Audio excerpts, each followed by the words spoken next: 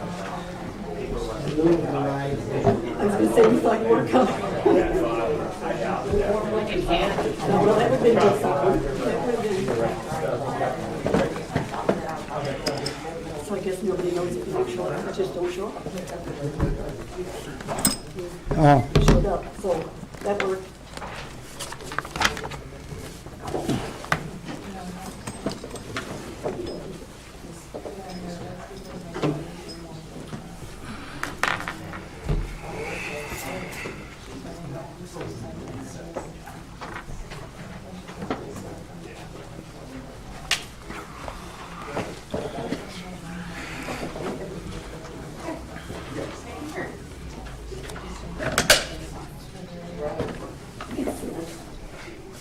No. Okay. There's a chair. I know. You're absolutely correct. Sit in the front.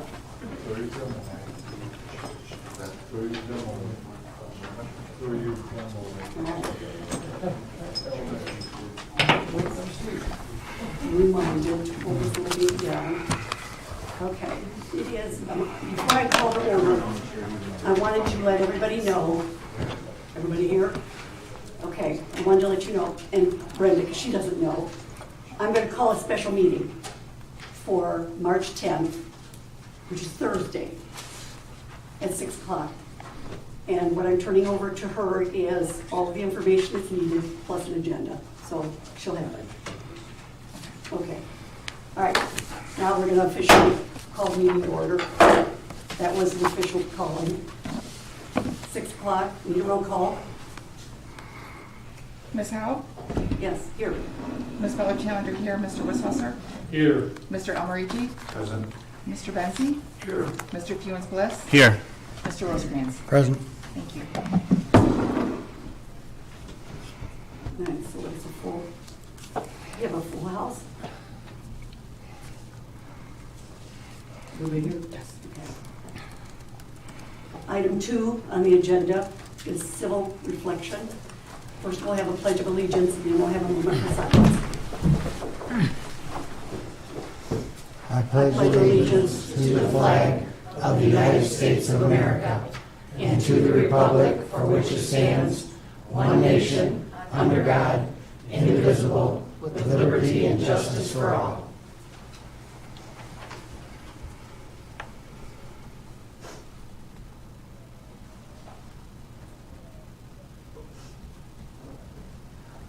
Thank you.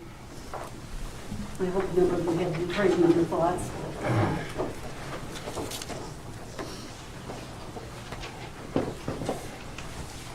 All right, our next item is approval of the agenda. Do I have a second? So we have discussion. I'll make a motion to approve the agenda. Support. Discussion. I would like to remove from the agenda items 11 and BA. All of 11? All of 11, yep. All of 11 and BA because of our special meeting that we're going to have. And just so you know, you should read that, so thank you.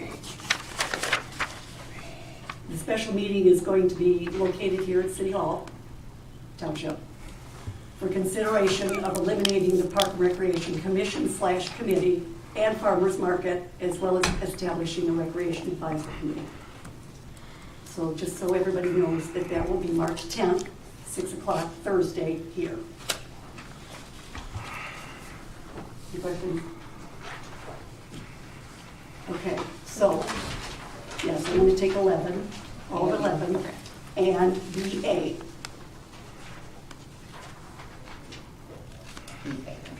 V. 13 BA. Well, it would be 13, under unfinished business. B, as in boy, capital B. Items for action, A, small a.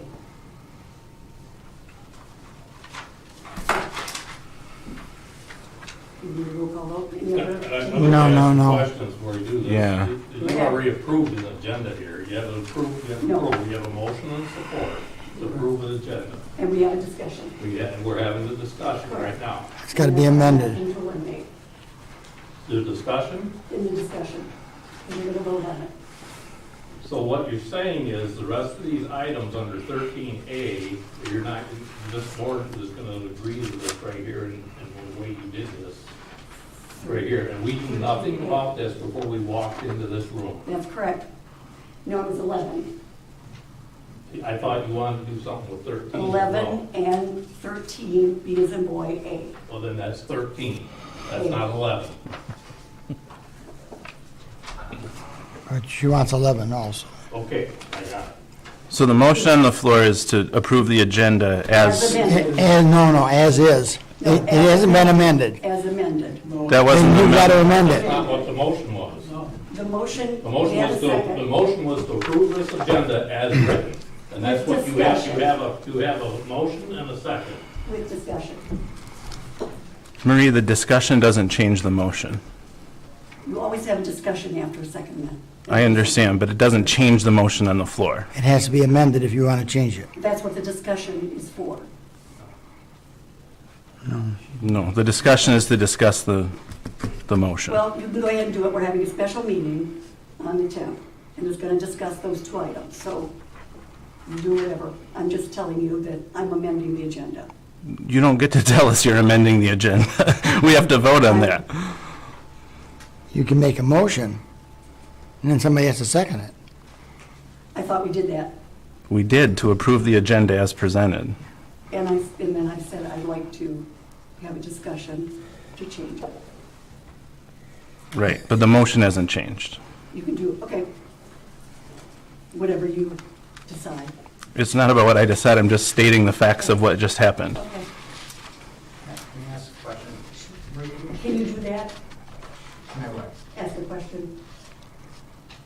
Sure you can. Discussion that we're having? Sure. Okay. Yes. Thank you. More than welcome.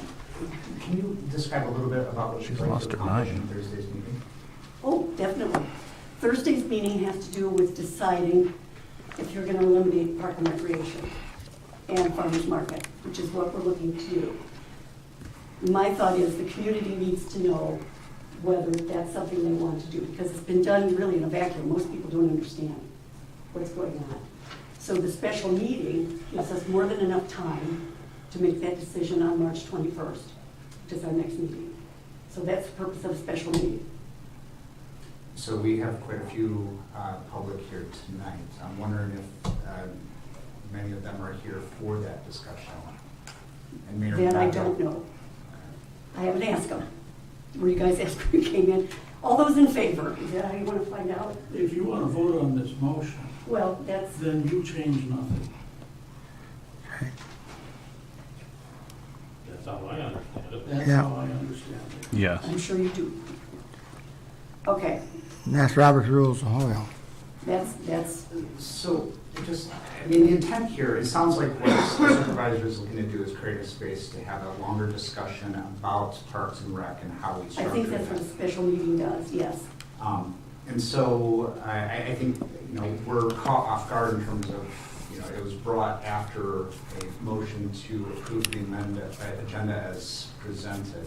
I'm not disagreeing. Okay, So I think there's two different things here. So we, as a board, have to decide, do we want to have a special meeting where there's more time to discuss this, or do we want to discuss it tonight, okay. since there's people already here? I'm not asking whether you want to discuss it or not, because we are having a special meeting. I'm calling a special meeting Okay. for March 10th Okay. at 6 o'clock here. Now, if you want, it's up to you. The special meeting is going to take place. And there will be a discussion with regards to whether or not this is something we want to do.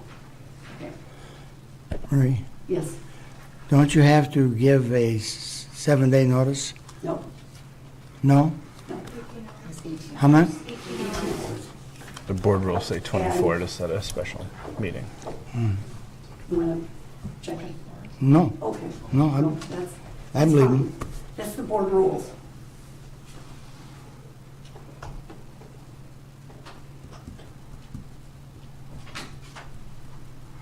Could we vote? Absolutely. Before we vote, I want to vote Still- for you. No, I have a right to do that, Marie. Yes, you do have a I right only to do did that. this for 20 years compared to you, so I have a Take right. it down. a little. No, I'm not gonna take anything down. I'm gonna tell you.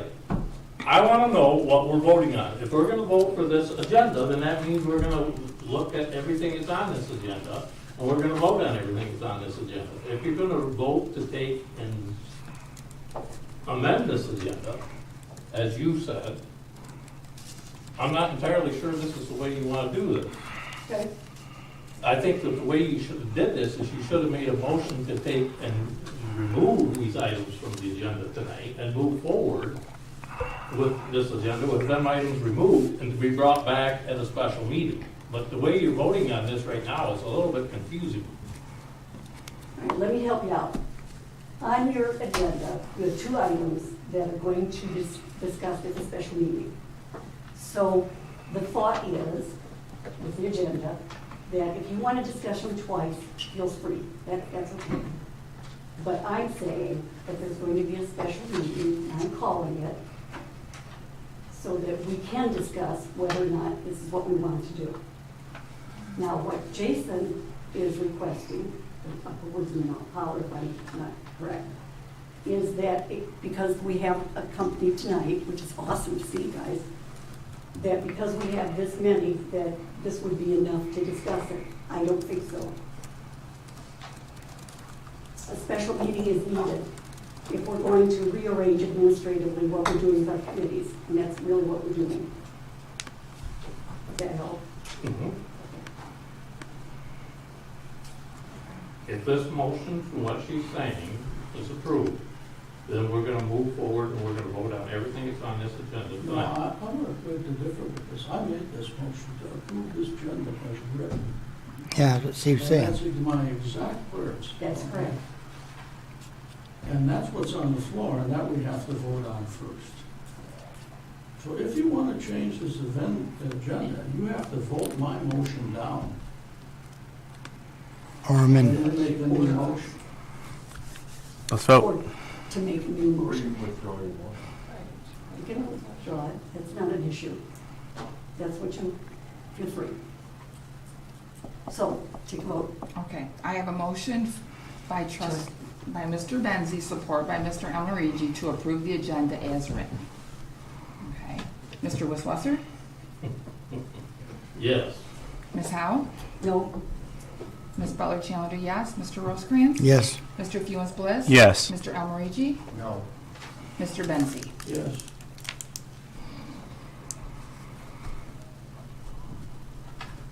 now is it okay to make a motion?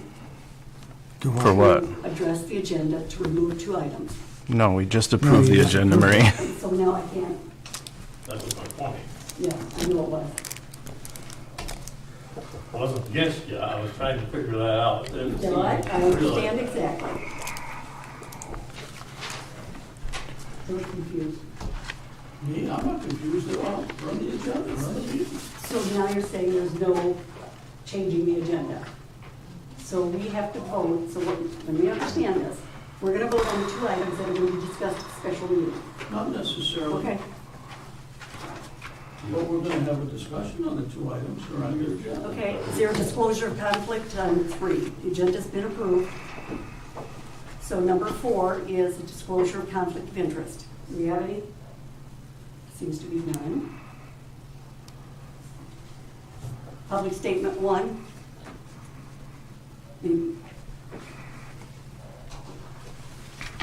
Good evening, Judy Gardy, Park Lake Road.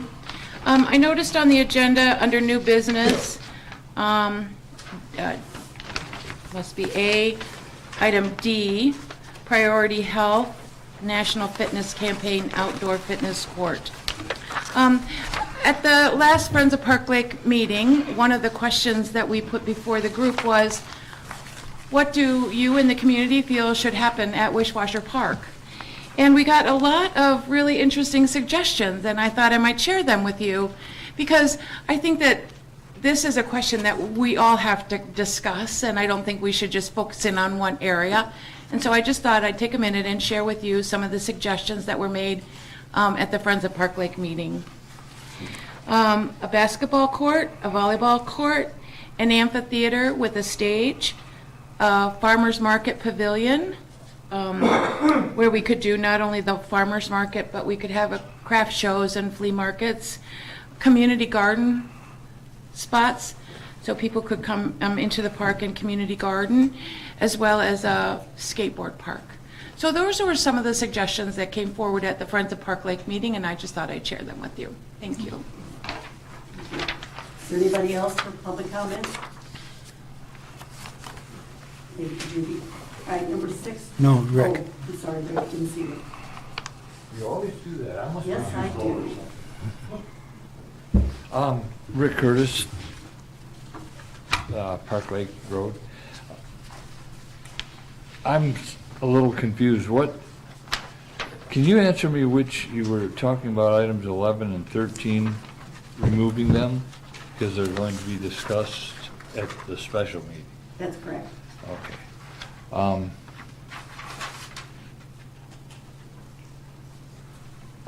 I guess I'm glad to hear that this is going to be delved into a little bit deeper, and I suppose it'll be a little bit redundant to have that on the agenda tonight, as well as, what would that be, Thursday, I assume? Yes. Yeah, so, and there did certainly look like some confusion on the board and some confusion out here in the, those of us who were watching this. But I think it is such a hot issue at this moment that it would be nice to have further discussion and more public input, and I'm sure that there are a few of these folks that were here for that tonight. So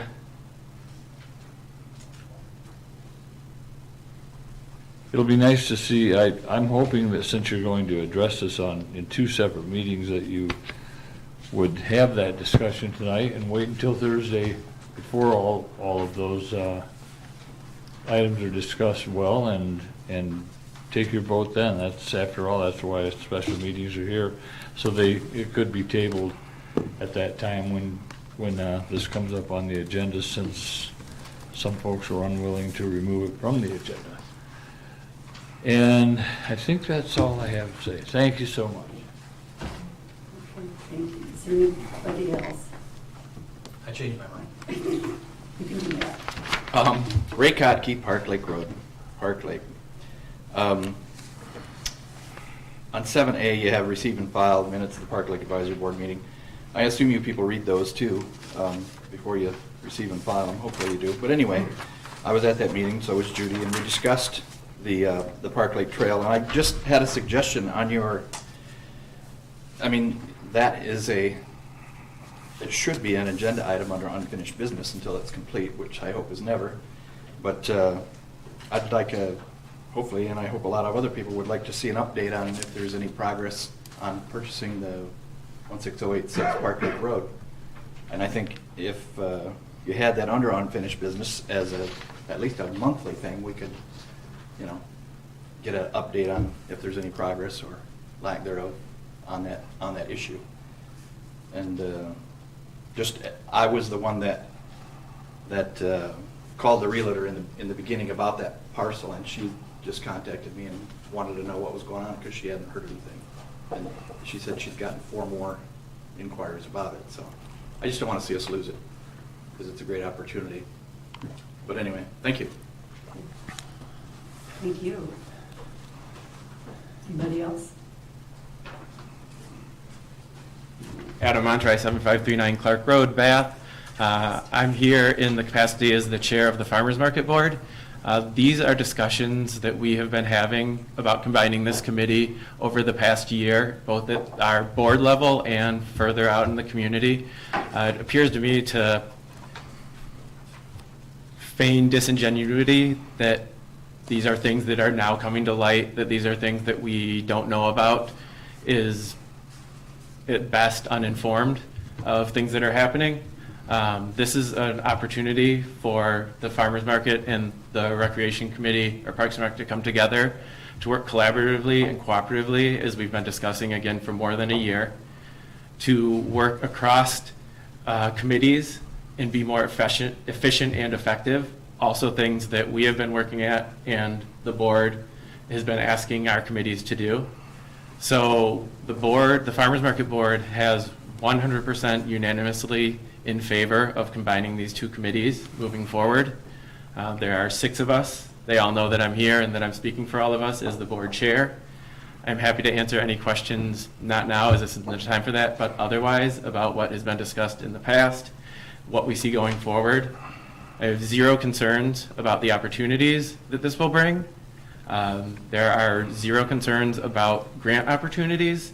There are 0 concerns about collaboratively working together. So I would encourage the board to consider tonight combining these. Again, this is something that is not new, that is not a surprise, and that is not something that is unexpected.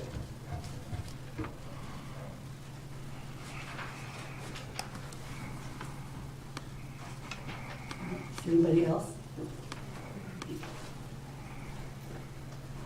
My name is Carolyn Horde, and I live in Park Lake Road.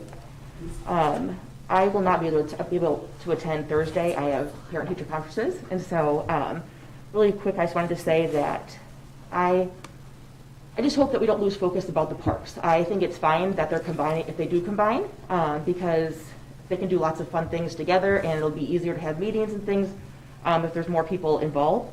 I just worry about the parks getting lost and having the person from DPW being in charge of it, because they're the people who are trying to do like maintenance and things, and so in my mind they're trying to do less, when I want people to be encouraging more and building up the parks more and growth with them. And I don't necessarily think it's a bad thing to combine them. I just worry about the park aspect of doing that. And this year we already lost out in the 5-year plan with the grants and things we could have done. And like with the soccer field and things like that, for instance, like I know that they want growth with them, with Washer Park. But in my mind, if people aren't coming together and talking about those things and presenting them, and it's just the person from the DPW making those decisions, in my mind, who do less is more, and keep it looking good, but not expanding. And I think that'd be a really big loss. Also, I just wanted to say that the way you guys are speaking to each other is very disappointing to see. Not everyone, but especially Ms. Marie Howe and Mr. Wiswasser. That's very disrespectful, and I hope you guys change that. Thank you. Thank you, appreciate it. Is anybody else that's no takers? All right, it's going to be item 6. Is there a commissioner, state, federal, or other agencies? Good evening, trustees. It's been a tough couple of years, and I've been able to speak to that a couple of times, and we're still within the Dwight Washington Clark Road. We're still dealing with COVID, but we are moving out of this, and business as usual. We've closed down a lot. The county has closed down a number of activities just out of precaution, but those are opening up. Particularly, I wanted to make reference to like Smith Hall, which is where we have our county fairs, and those are going to be open up this year. As I was saying, that with the county opening back up in business for usual, one of the things that we are doing is we're signing contracts, we're seeking money, we're trying to figure out how we're best going to invest in the property and the development of the county, and pursuing all of the contracts that we've had in the past with the Tri-County Narcotics Squad to deal with some of the emerging issues that are taking place on family and social services, particularly around meth use, which is becoming problematic. But we are opening up, and we're hoping that by having communities events available, that people will be able to get back out into the public, and they'll be able to reform the relationships that we had going into this. And it is difficult because we've been away, and there's been a lot of different ideas out there, and it's like in a democracy where that takes place is through discourse and being able to discuss with each other and be able to share and being open to learn from one another. And what I'm really only here to report today is that we are doing our Clean County Clean County event, where people can bring recyclables and tires in on April 23rd. And also, one of the other very valuable service to our county was through the Tri-County Office on Aging and the foods that they were able to provide to seniors in the community. And they're going to have our golf outing on June 16th. And any support would be welcome and encouraged, because it's been tough for all of us. And again, business is going as it was, seems to be rolling as it was pre-pandemic, and that's a good sign. Any questions? Just very glad to hear it. Pardon? Just very glad to hear it. Yes, we are too. Thank you. Actually, I'm sorry. And with regards to parks, there was a lot of enthusiasm and excitement, and from the county boards and committees that I sit on, that Beth did actually pick up a new Parks and Recreation coordinator, and I think people see that as a sign of that we are taking our parks seriously, and I think that will have a positive effect on future relationships and projects that maybe go forward from Bath and seeking county involvement with them, i.e. Park Lake Nature Trail. Question. Dwight, if I'm not mistaken, wasn't you part of the research committee or hiring committee that interviewed the Parks and Rec apps and for the new Parks and Rec director? Were you involved in that as Parks and Rec person? Yes. So you're aware of this? This has been something that's been going on. You knew we were taking in, as a Parks and Rec member, you knew that this is the avenue we were going and looking at taking and combining this job along with the Parks Director's job with the farmer's market and putting the two committees together. Yes. Is that a yes or no question? Or? Yes. I just wanted to make sure you're on the committee. I thought I'd ask you, because I can ask you a question because you're at the county level right now. But I just wanted to make sure that I wasn't in the fog here, but you as well were involved with this, along with Drew Montre and others. You're with the Parks and Rec, he's with the Farmers Market, so there's two people that's aware of what's been going on here. Adam Montre, I'm sorry. I gotta apologize. I'm dumbfounded, because we've talked about this since budget time.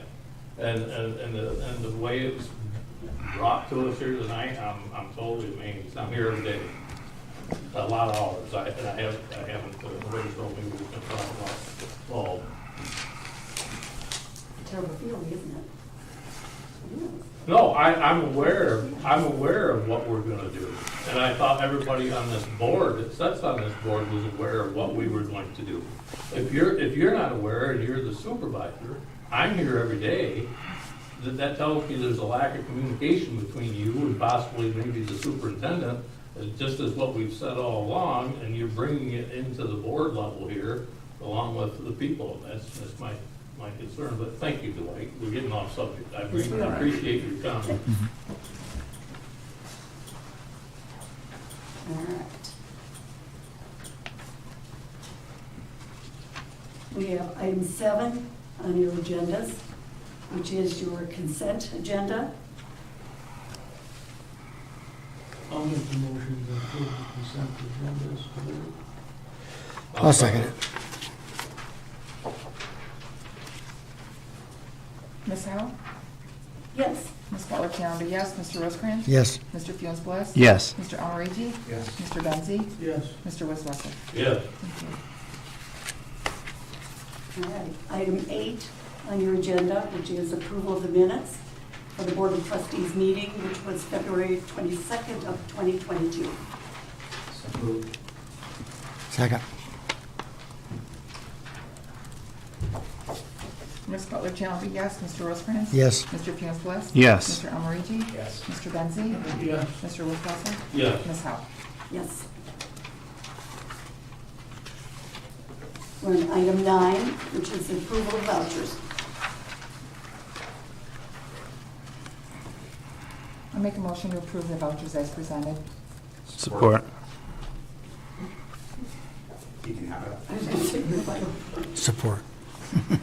Mr. Rosecrans? Yes. Mr. Fields Bliss? Yes. Mr. Almarigi? Yes. Mr. Benzi? Yes. Mr. Wisswasser? Yes. Ms. Howe?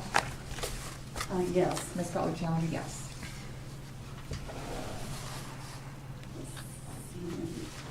Okay, item 10, which is the treasurer report on the agenda, says no attachment. There's no attachment tonight. I will update the board. Last week, the 28th through the Friday of last week, we actually had the audit prep going on in here for our financial statements, which will get handed over to the auditors here on April 4th through the 6th. We also, last week through March 1st, we settled with the county treasurer. That process took a little longer this week because of DNR complications from the state of Michigan. There's about 4 townships, I believe, in the county that have DNR property, and the state of Michigan held up their paperwork for that. But we did settle. We were settled on Friday night, and I went home, and I got an email this morning from the county treasurer. We had a good tax settlement. At the next board meeting, I'll bring back all the information on that. And incidentally, your vouchers you approved tonight were 2022 vouchers, obviously with our audit prep, we're moved on now, we're completely out of 2021, so that seemed nice, we only have to run 1 year today. That's it. Any questions? Doesn't seem to be. So item 11, we're doing committee appointments, which again, I'd like to remove because of our special meeting on Thursday. What's your pleasure?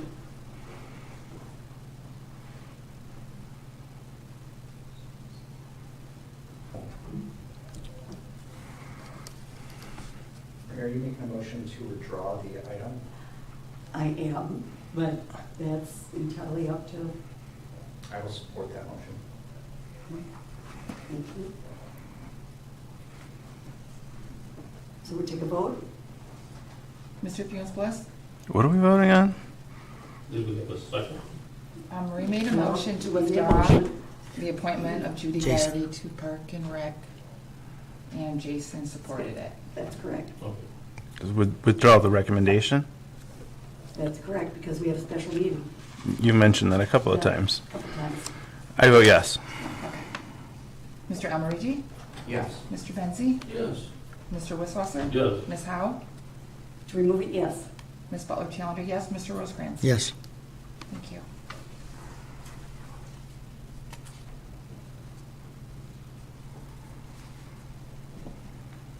Okay, we have township committee reports, number 12. There doesn't appear to be any. Is there any townships? Should I miss? Rick? I thought that's what we removed 11. Okay, both of them? Okay. Yeah.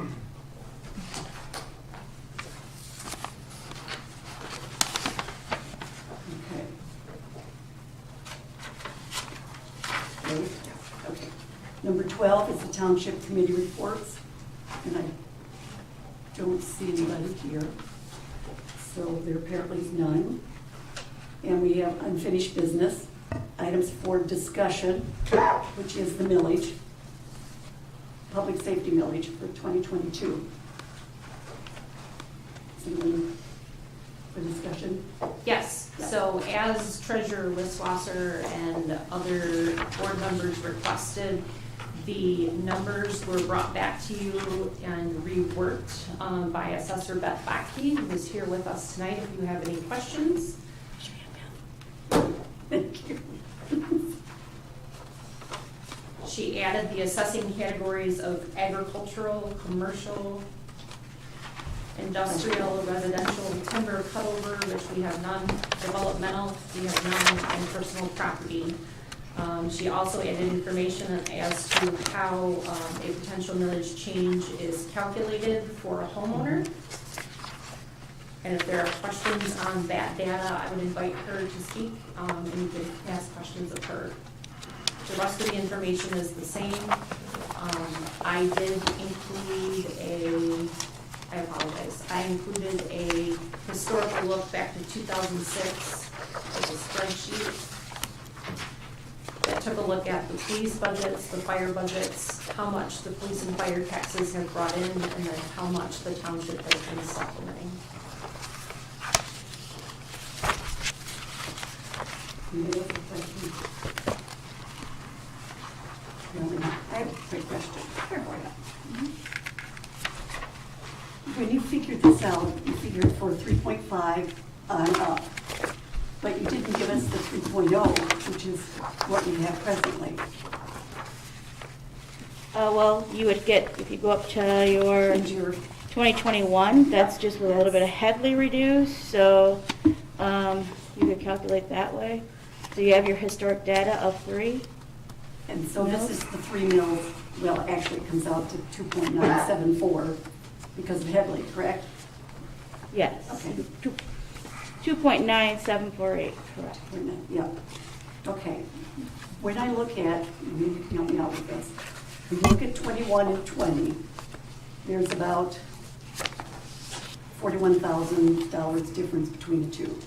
So what you're figuring is a 3.0 or your 2.97 and then the 3 point. So it's about $47,000 difference. Well, each year you have a new taxable value of uncapping, plus you have consumer price index, which that would be, this year is 3.3 is the consumer price index. So at the least, everybody's taxable value changed by 3.3, unless their value, their state equalized value and assessed value fell below their taxable value. Okay.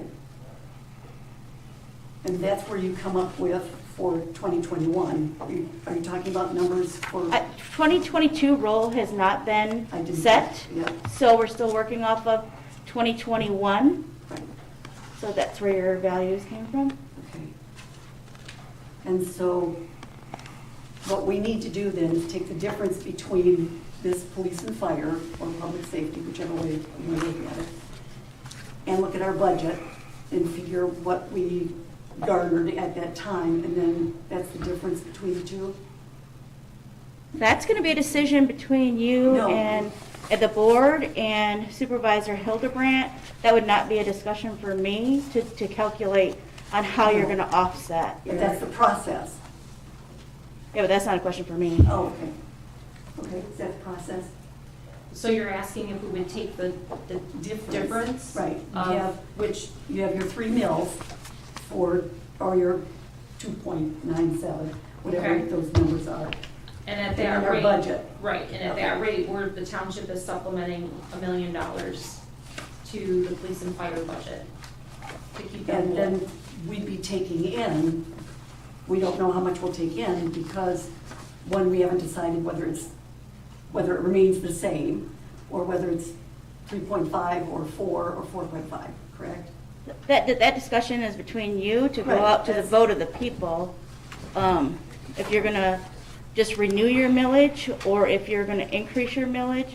Okay. I think that's the discussion that this information was supposed to help you set forth. Thank you. Oh, sorry. No, that's appreciated. Steve. I'm sorry. I don't look, so Treasurer Whitlocker, go ahead. Tap me on the shoulder, that's. So that everybody here in the room and everybody here in the boardroom here, panel here understands this. Our 2021 millage expires our millage for the public safety expires in 2021. We've set our budget for 2022. This is where this gets a little bit, everybody gets a little bit foggy on this, but we're gonna collect that money for 21. Our millage rate is set. We already have our money coming in here for our 22 budget. And what you're gonna do when you do vote on this, no matter if you renew it, or no matter if you take it and do a renewal plus ask for an extra, or whatever you're gonna do, that'll be going forward, and actually you'll see that in your 2023 budget. And your taxpayers won't see this until 2023 as well. Oh, that's the thing, all taxes are collected in the rear, and that's why I would refer to this.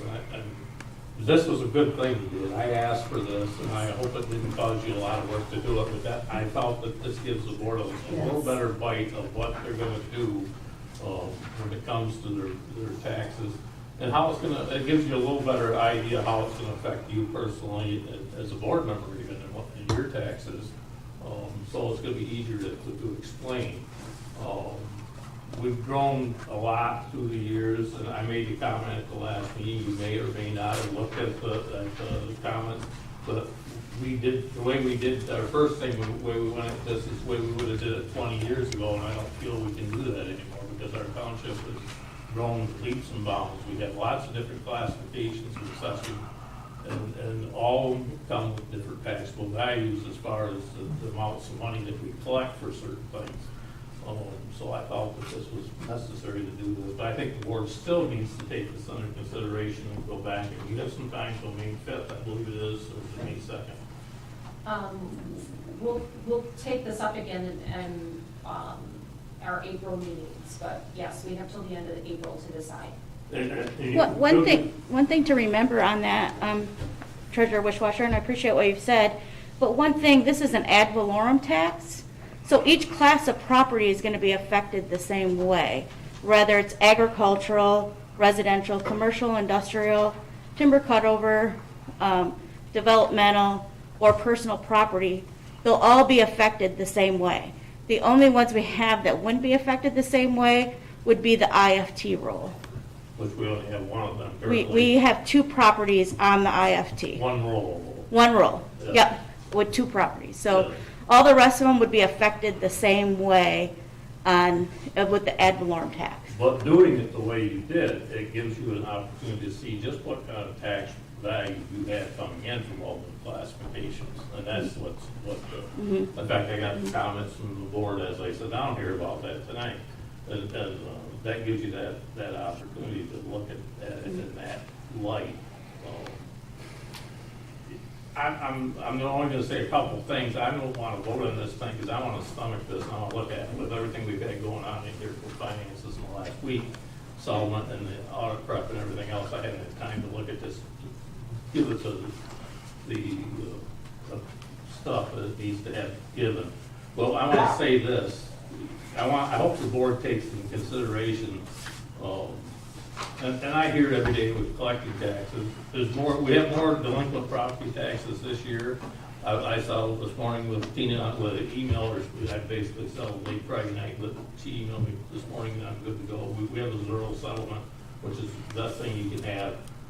But there's more people with delinquent taxes that's had problems paying their taxes this year than ever before. If you look at what's going on in our world, double-digit inflation, some of the other unsure things we have, I think this board needs to really consider this and think about it good before they make a shoot from the hip decision on what they're gonna do. I realize we're putting $1 million extra out of the general fund into public safety, but I feel that this thing needs to be looked at real well because I think that I'm feared for what's coming in a couple of years. I really am. And I think that we need to make a good decision. It's no fault of yours, but I think that our houses are overpriced. It's good for us to have high value in our property, but I think that we could be in the bubble.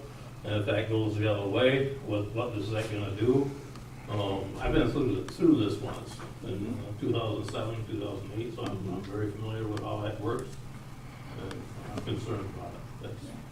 But thank you for what you did. I appreciate And it. if anybody, while you're going through this process, if you do have questions, please reach out to me, email me. I'll be glad to answer individual questions as they come up as you're going through this, because this won't be an easy decision that the board has in front of them. So, thank you. Thank you, we appreciate it. That also goes for any of the taxpayers to reach out if in fact there's questions that they may have with regards to it. So it becomes a community activity, so to speak. Okay. That was for discussion. Is there any other discussion that needs to be done? Looks like you're good. All right, items for action. I'm going to request that the establishment of Recreation Advisory Committee be removed, only because of the special meeting on Thursday. I'm putting that in as a motion.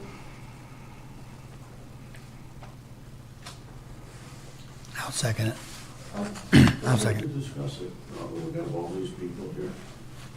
They came out here to talk to us this evening, and I'd like to discuss it. No, this is to remove it, because we'll have a special meeting to discuss it on Thursday.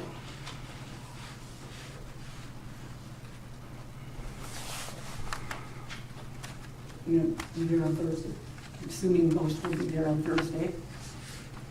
If not, Also open house for elementary school. Yeah, I can't be there on Thursday. I got work obligations. okay, that's, as long as we have 4, there's a quorum. It's up to others as to how special a special meeting should be. So, anyway, that's my motion. So is there a second? There was a second. Okay. Take a vote. Mr. Benzi? I'm going to vote no. Mr. Wisswasser? No. Ms. Howe? Yes. Ms. Butler Challenger, no. Mr. Rosecrans? No. Mr. Funes Bliss? No. Mr. Almarigi? No.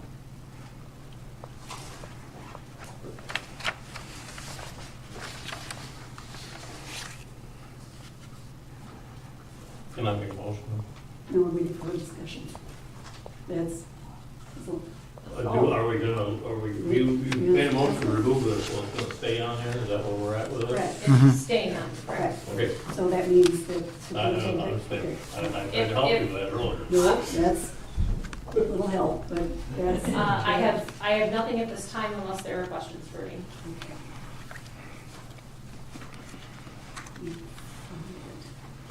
Bill, did you want to talk about it? Well, what I want to emphasize with all people that are here this evening, this has been under discussion with the farmers market and the recreation folks for over a year and a half at the board level. And this isn't a shoot from the hip discussion, but I'm always in favor of community input. So I want to know what you folks are thinking on this. Okay. But this isn't something that just came up last week that we willy-nilly thought we were going to be doing. This is something we've been talking about for a long time. And, as I understand it, what we're doing here is we're combining a couple of our committees to make things run more efficiently. And we're running the Parks Department through the Department of Public Works, which is pretty much how it's been running for quite a long time. The Department of Public Works is the group that maintains the parks. But, I'm open to suggestions, as always, from the general public on how we might proceed and go forward on this. But I just don't know how I would take public input from the community at this time, at this meeting. So, there are some options. Would you like to use some of your options this evening? My option is to have a special meeting on it to discuss it. I'm not real clear, I understand what you're saying, that we've been looking at this. I think it's a wonderful idea to have the recreation director. I have no issues with that whatsoever. So, in the advisory committee, go ahead. To properly get input from these people, we could open this meeting to a committee of the whole and allow them to speak on this topic while they're here this evening. Yes, I did try that once before, yes. Would you like to do that? Would I like to do that? I wanted to do that way back when, but that Would was you like not. to do that? No, we have a special committee coming up, a special hearing. So this, all we're looking at here is to establish a recreational advisory committee. And I have a problem from the standpoint of this. One, I really like the director. That's something that Becky Goodwin wanted to do years ago when I first came in. It didn't happen, she retired, so we've been doing this. And you're right, we've been doing this a long time. Not until we hired our recreational director did it become something of an importance to what was going on. The recreational director is a wonderful thing to do. We've needed that for a long, long time. Our senior center, our farmers market, and our park and recreation can always work together, and they always should have worked together. there was always a misunderstanding when it came to Park and Recreation that it was an advisory committee. They spent time making, and they did, they made a really nice, I actually didn't copy the whole thing because it was too long, but they made a nice discussion, a nice project where they had one of their, let's see if I can find it, one of their Park and Recreation plans that go until this year, 2022. They spent time doing this. My question for Ms. Horde, and I don't know if she can speak to this or not, I don't know if she was ever offered Zoom. My information was told that she had quit because there was illness in the family, but no one, as far as I knew, offered her a Zoom. There has been a quorum. Where's Dwight? Did he leave? Okay. Yeah. When Dwight was on, because I talked to him directly, we'd really like to get Parks and Rec back together again. Jason, I think you're on it. So what you're saying is this advisory committee that you're looking to do is eliminating, and it will almost eliminate. She's going to try with a resolution. I'm being misunderstood. Okay. What I'm saying is, if we open this to the committee of the whole, Yeah. these folks then have the opportunity to speak to the board about why they're here this evening. Well, I think part of the reason, I'm going to second guess, is that something that most would want to do? Because if that's what they want to do right now, we're still going to have a special meeting I'm to not be able having, to open it up. So either way, you can discuss it now, you can discuss it later, you can do whichever you want to do with it. Jason's got his hand up. I see it. Just a question, can I make a motion to go to committee of the whole? Or No. does it have to be a Yes, supervisor? you can change it, you've done a lot on that. No, that can be done. No, I have to do that as a committee as a whole. Now, is that? No, anybody can make a motion to go to committee of the whole. Because if that's something you'd like to do, then, The question is to the board, not to the audience. no, the audience is going to have to speak. The board just listens to what it is they have to The say. board has to make a decision whether we go to committee of the whole or not. And Jason Yes, they do has make the a decision. ability to make a motion to do that. So I'd like to make a motion, but before I do that, all I want to say is out of respect to the supervisor is that going to discussion of the whole does not preclude a special meeting. No, it does not. It's in service of it, from my perspective. So with that in mind, I'd like to move that we go to committee of the whole to allow for an open discussion about the recreation coordinator position. And my question is, if that's something they want to do, the board thinks that you're going to hear from the audience, and I hope we do, then it's open. Do we need a vote? Yes. Okay. I'll second it. Go ahead, second. Can I clarify? You don't want to talk about the recreation coordinator position, right? You want to talk about the committees? Well, That's a very good clarification. I appreciate your. Just want to be clear. Yes. it's the advertising, this is what you wanted to talk about, correct? I'd like to have a discussion and hear from the public on what we should do regarding our Parks and Rec committee and whether or not we transition to just a rec committee.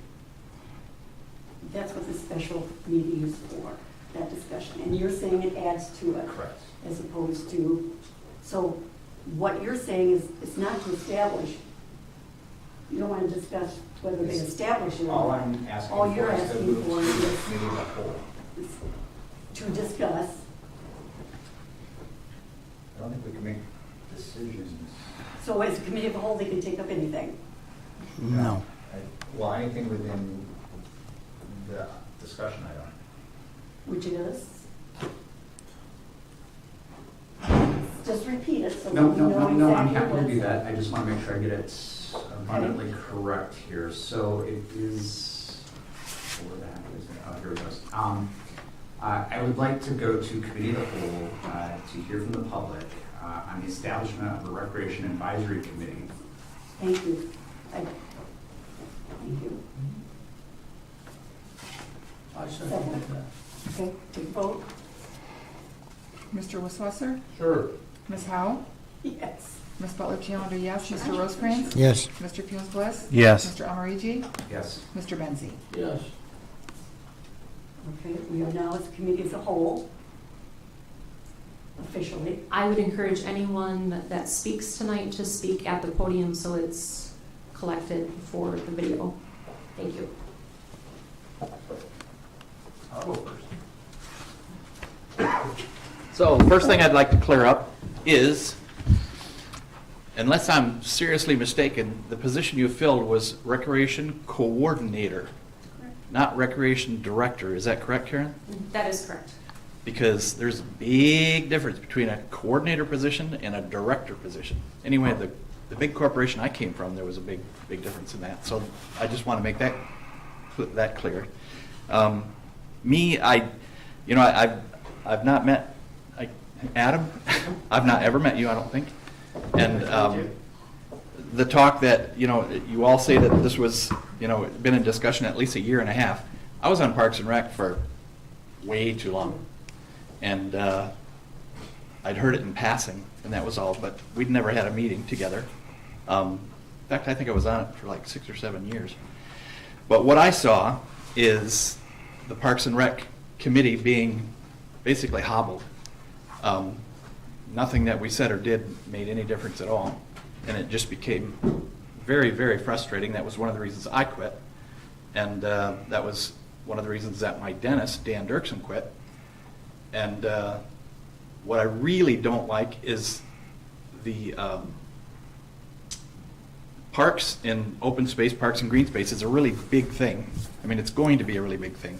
Everybody around us, all the communities in Michigan have a parks, the word parks with a capital P, and open space or parks and green space. Recreation is Zumba and tag football and the like, and we have a recreation coordinator, which I applaud that position being created. It's fantastic. And she's going to have her hands full doing that full time. I don't see any reason why she couldn't be a part of Parks and Open Space or Parks and Green Space Advisory Committee.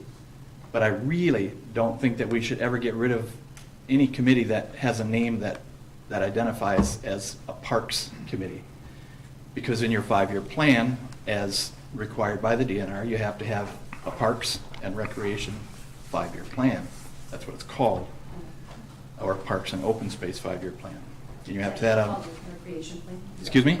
It's actually called a recreation plan now. Oh, now it is? Yes. Well, there's something new since I haven't been on Parks and Rec for a year. So, anyway. It's still, not to interrupt you. No, but no, it no, still no, includes I- a parks, it still includes a parks inventory and parks programs, but it also includes things like senior centers, farmers markets. It's more encompassing of all of the areas and not just parks and rec. Okay. Okay. But anyway, you pretty much, I guess what I'm trying to say is that I didn't hear, other than in the bureaucracy, where this commingling of farmers market and recreation, if you will, or Parks and Rec was being finalized. It had been talked about apparently and is almost a done deal, but I really don't think, in a nutshell, I don't think you have enough public hearings, or I mean, not public hearings, but public meetings. And I think they should be, a town hall or something quarterly at least to discuss these very, very important subjects. So, there you go. Thank you. Thank you. First, thank you for opening that meeting. Rick Curtis again, Lake Road. I don't know if there's anyone here that wants to speak to Parks and Recs, and I hope there are, but I think everybody's kind of looking at this wrong. I've heard several times, I heard we were disingenuous. I don't know that anybody here is disingenuous. I've heard that basically you should have known about this because it's been going on for a year and a half. Well, maybe they don't know that. And maybe they're for it, and maybe they're against it, and maybe they just have questions to help them learn. And that's what you can learn, is where the public's at on this, if that's something that they would appreciate or not. So I think that those kind of statements need to be gone. I'm not being disingenuous when I'm coming up here and explaining to you that I have concerns about Parks and Recs. And one of my concerns was just answered. I read that pamphlet And it read to me that we needed a Parks and Recs committee. Now, if there's a newer pamphlet out that I didn't find, maybe that's the case.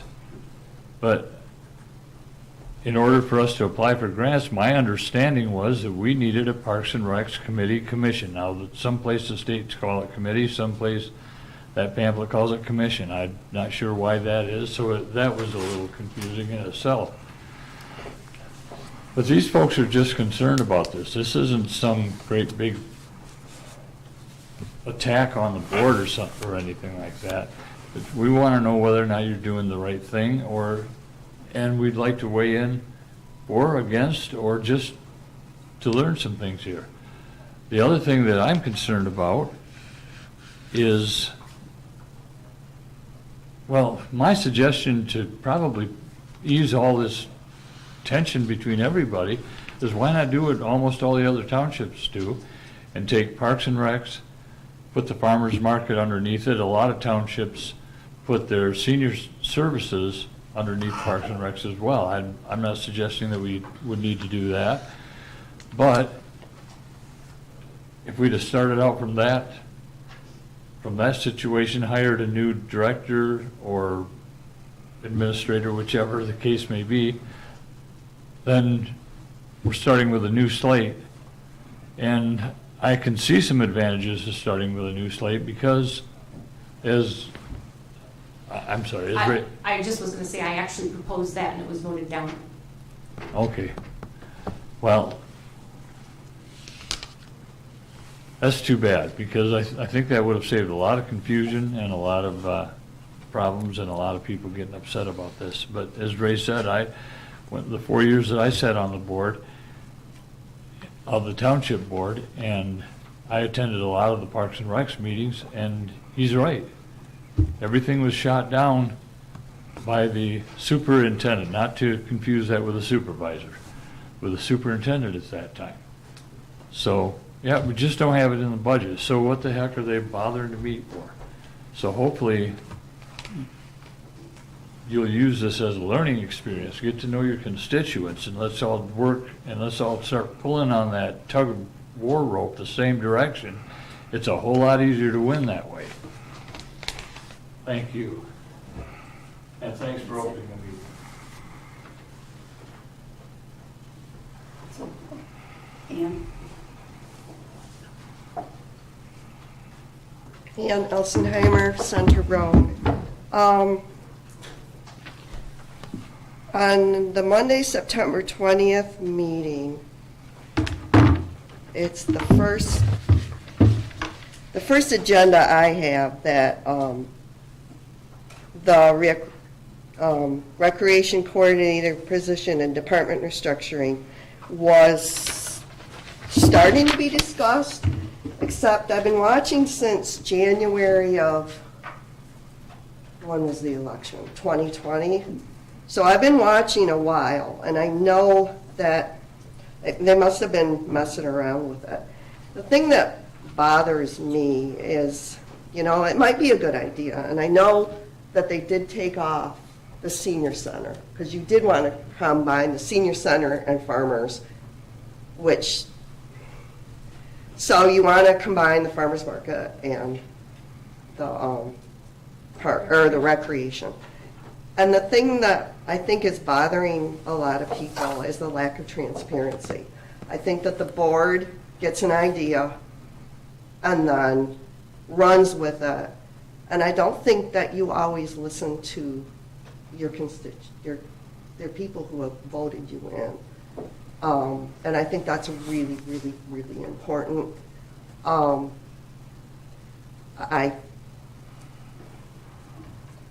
I just feel that you should do that, and that because he was saying, oh, we've been talking about it. And there's many people here that didn't know anything about it. And I guess maybe that's our fault that we haven't been coming to meetings and listening to what's going on. But, maybe as you move forward, you might want to consider asking who voted you in what they want.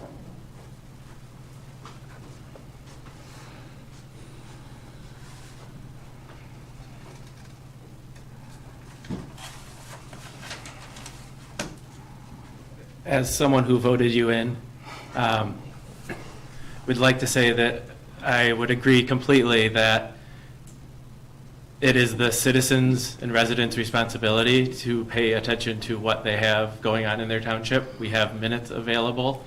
We have meetings available. We can't all come to meetings. We have access to Zoom. We have, over the last 2 years, there are ways where this was in no way something that was hidden or something that is trying to be slipped through or something that is trying to be taken from anyone. This is a process where the farmers market is being folded into the Parks Department or the Parks and Rec or the Rec Department, however we want to phrase it. It is being folded into that under the Rec Coordinator. The farmers market was before this a quarter person time position. The Parks and Rec Director position, Becky's position, was a half-time position. So the board has taken a 3/4 time person, turned it into a full-time position, which one benefits the Parks and Rec or Recreation greatly, which benefits the farmers market by coordinating with that. It allows the farmers market to have a manager that's not as transient, where we're hiring someone for 10 hours a week. That's why we've had turnover that we've had. Our farmers market managers have all said that.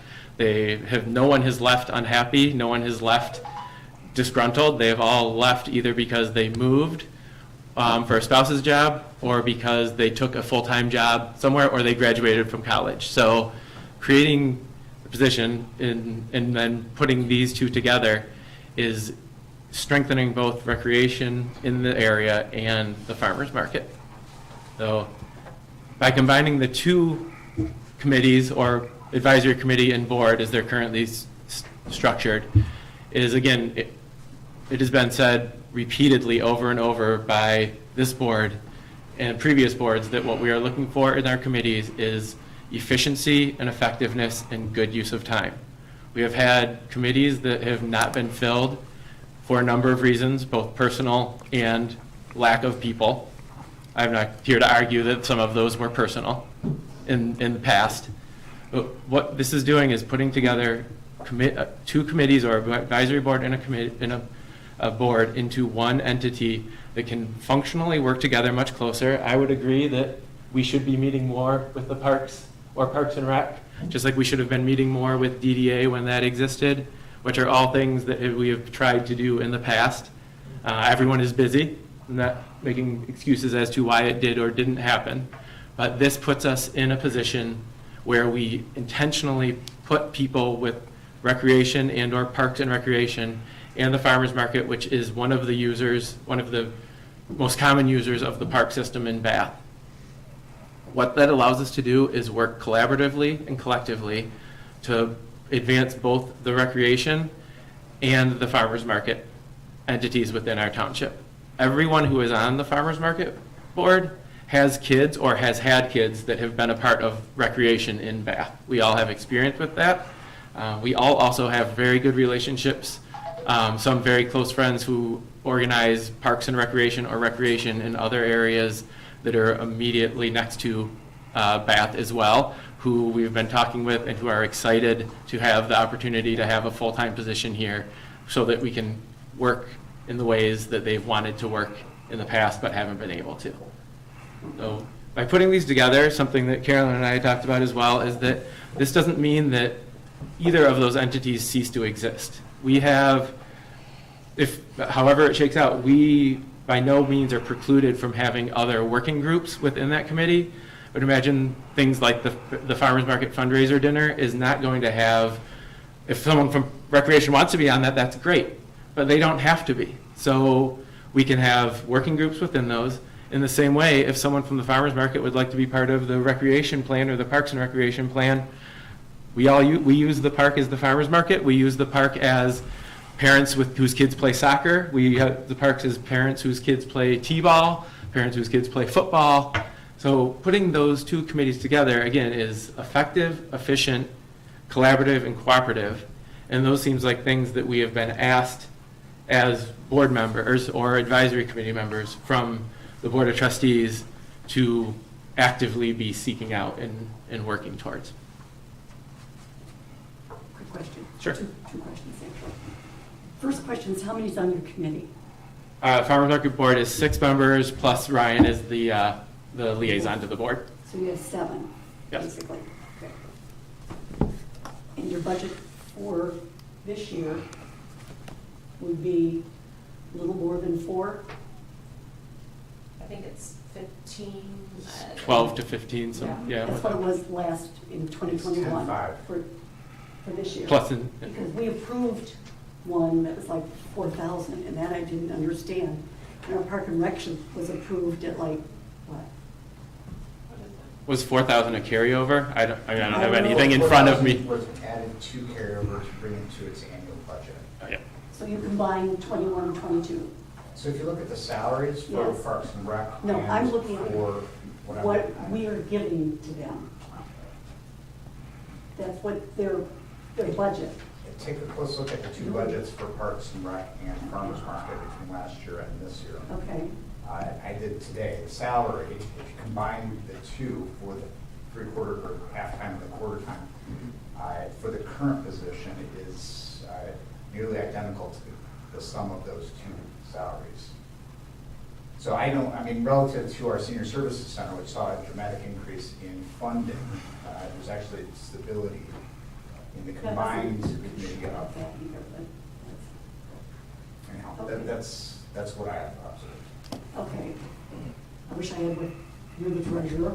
Well, actually, you're You know not the giving numbers. them anything because they're a special revenue fund and they're a That's- fund of all their own. It's separate from the general fund. That's what I was thinking.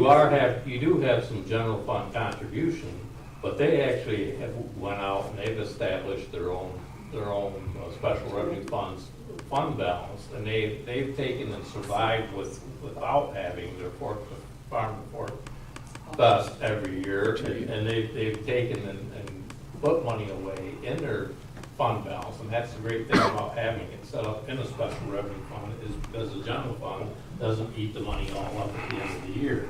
This gives them the money at the end of the year, so if they do fall on hard times, they're able to go back into their own fund, and there's money there that's in our audit that's restricted, that's for that particular fund, for the farmer's market, and they've done, and in my opinion, I probably shouldn't say this because I know I'm gonna make somebody mad here, but I'm good at that. My opinion is these people are the most self-sustaining people. This farmer's market thing is the most impressive thing that we have ever seen. And I have to be honest with you, I'm probably gonna make Adam unhappy. I've never been to it.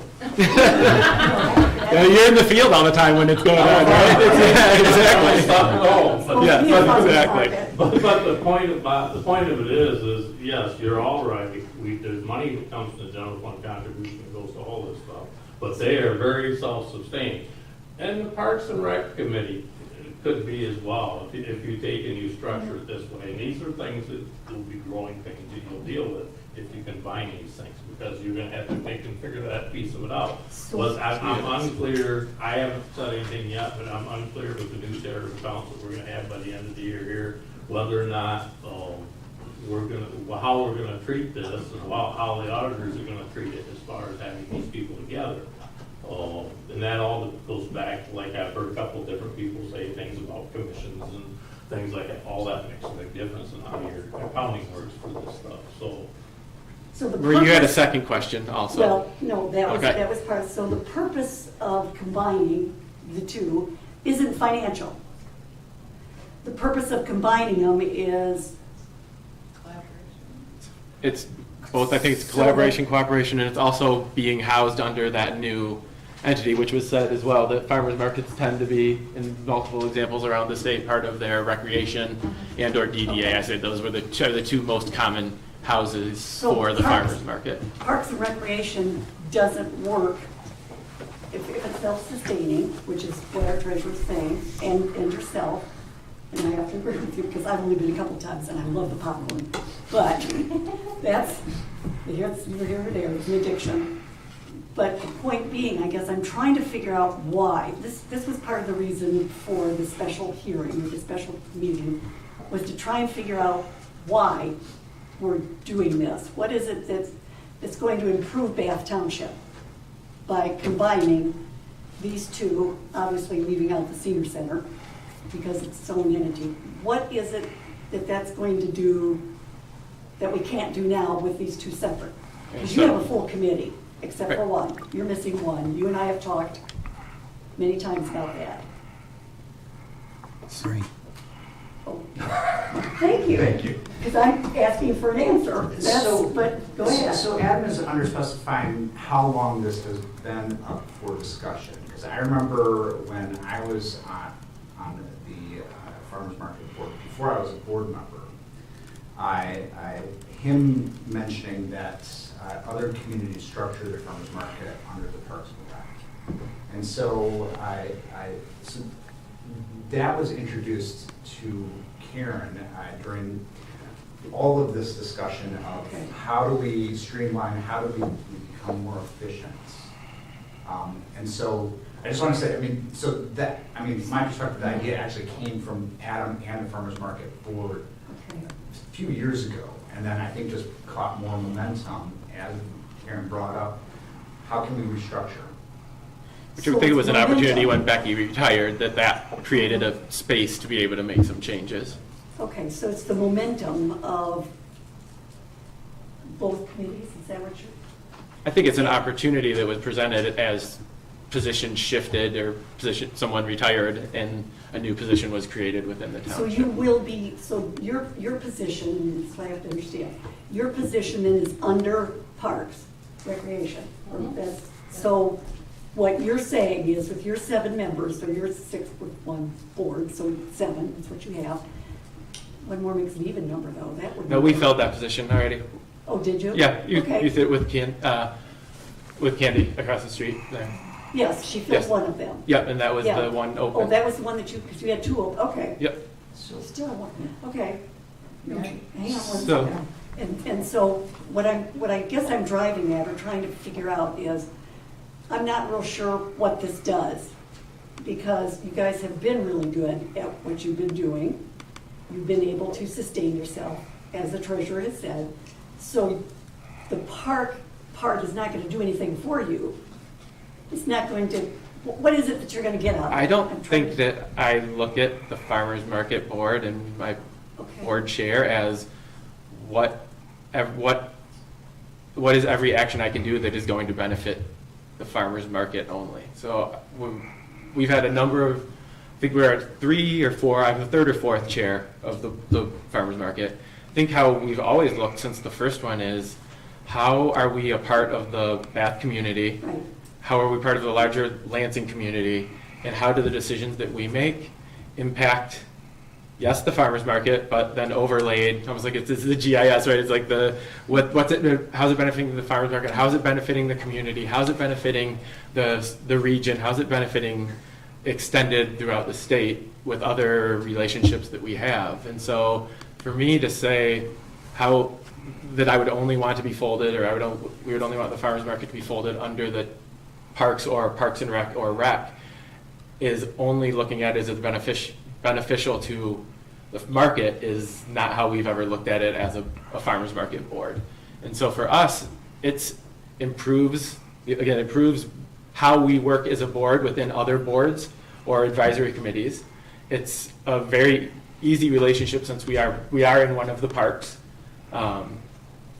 It allows us to have meetings at the same time instead of trying to get, number of us have served on multiple committees, getting people to, you got this Thursday, but you got this Tuesday, can you make this one, can you not? Like it puts us in a similar, we all know that game, it puts us in a similar, a required scheduled similar place with other people that are part of the same sort of bigger next concentric circle out. So we use a park space. We feel very much like we would want to be part of parks and/or Parks and Recreation, or in this case, Recreation, which is where it's shifted. I think the other part of it is that so I'm incredibly close friends with the Parks Director for DeWitt and for City of Lansing, and for almost 15 years now, and they are like, how do we work together more? We want to be working with Bath. And I would say that extends from interactions with other parks people through those relationships. That extends far out, and I feel like something that the farmers market has been good at, and the committee members are making those connections that are somewhat obvious, but not completely obvious or otherwise, and being able to pull things in, so. And those connections can't be made by yourself. They have to be made in a bigger, because it looks bigger, is that? They could be made by myself, but if I come to DeWitt Parks and Rec and tell Chad, like, hey, Chad, I want you to work with our Parks and Rec, like, that's just me telling Chad, and Chad telling his board that there's a resident that he's friends with that wants to come. So instead, if we come to DeWitt and say, and we might not even want to go there, but an opportunity is, we are the Recreation Advisory Committee. We would like to talk with your Recreation Board about how we collaborate. That's a much different conversation when there's a committee of Bath going to a committee of DeWitt or a committee of Lansing or a committee of Williamston or whatever community we want to pick. That's a much more robust and much more, I think, useful. Someone came up to you and was like, hey, I live in DeWitt and I want to talk to you about Parks and Rec. It's like, okay. So there's relationships that are existing and that we can build on to grow things beyond the farmer's market in Bath that combining those committees does. Jason, do you have anything? I'm sorry, go ahead. So, I mean, we're focusing on the merging of the farmer's market with the recreation community. And I'll just add, and it's just basically a rephrasing of what you've pointed out. I mean, what we've experienced over the years is some silos between farmers markets, Parks and Rec, Senior Services Center, and I think part of this was to break down those silos, and there's more collaboration. So with that said, I do wonder if the concern among the public is not with the merging of those two boards, but it's with the removal of Parks and Green Space from advisory committee support. Because, I mean, and I can say that's my primary concern, that that if we don't have community support in an advisory capacity over Parks and Green Space, I don't quite get it. I mean, part of what you had referenced, the 5-year recreation plan, I was looking at the DNR's website, and the official name is the Community Park Recreation and Open Space and Greenways Plan, but they're commonly referred to as the 5-year recreation plan. So I do think, and then later on we're going to discuss a structure for Park Lake that I personally feel, and I think channeling a little bit of one of our community members who said that's, pointed out all the things that the community did specify that they'd like in that space, and a fitness structure was not one of them. And I personally don't feel that that fits our community, but I mean, that's my personal opinion. And I do wonder if we did have a community advisory over Parks and Green Space, there may have been more of a refined approach to that. So having Benzie as the director of parks, it was my intention that he would attend these meetings along with Becca Slocum.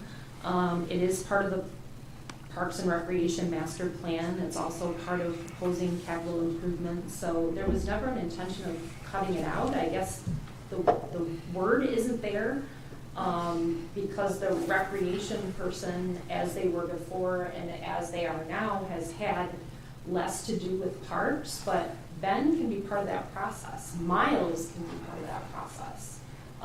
It's not the intention to cut anybody out, but to bring the different groups together. So I guess, I mean, to me, then I wonder, are we in fact just renaming the Parks and Rec Committee? Without changing its function? But I guess in outlining some of the things that I had included, I guess I've heard over time that people felt with the Parks Committee, they got nowhere and did nothing. And I've heard from farmers market people that they put in a lot of time and a lot of effort, and some have been there from the very beginning, and some of them are tired and would like to back away and do other things or other interests in the community. So I thought melding those two groups together would give Parks and Recreation a purpose and help take the onus off of the farmer's market. So. Go ahead. Oh, I'm sorry. Oh, that's okay. I was just gonna say that Jason is absolutely right. Like, I think when I talk to people in the community, their main concern was, what happened to parks? Like, that's removed. And that could be, a slap on our hand, like, we should have paid more attention, listened to Karen more, listened to the meetings, read the meeting minutes, watched the videos, but not all of us did that.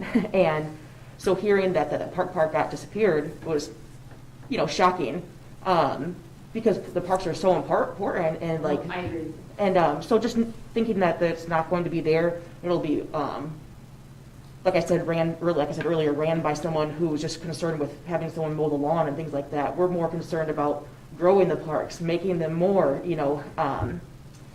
and so I think that combining the farmers market and the Park and Recreation Committee is a fabulous idea, because they work together. They should be working together anyways, because they're kind of one and the same in a sense. I will tell you, not to interrupt you, Carolyn, because your words are important to me, and I've known you for a long time, so I don't want to interrupt. But the proposal that was brought tonight in the packet for the fitness facility was actually brought by Ben and by Taylor together. I don't think you're going to see DPW just mow the grass and not care anything more about the parks. He wants to invest in the parks.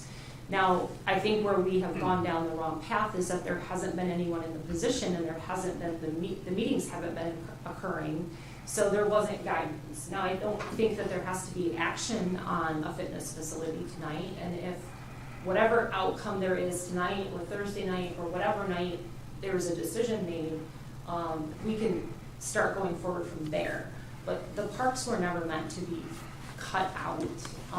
They're just handled in a different way. They've never been handled by that recreation. It was always called Parks and Recreation, but what Becky did was recreation. So we've tried to refine that, and so with Ben working closely with my office on that, we're going to put in capital improvement projects just like everybody else does. We're going to be part of the master plan and help develop that.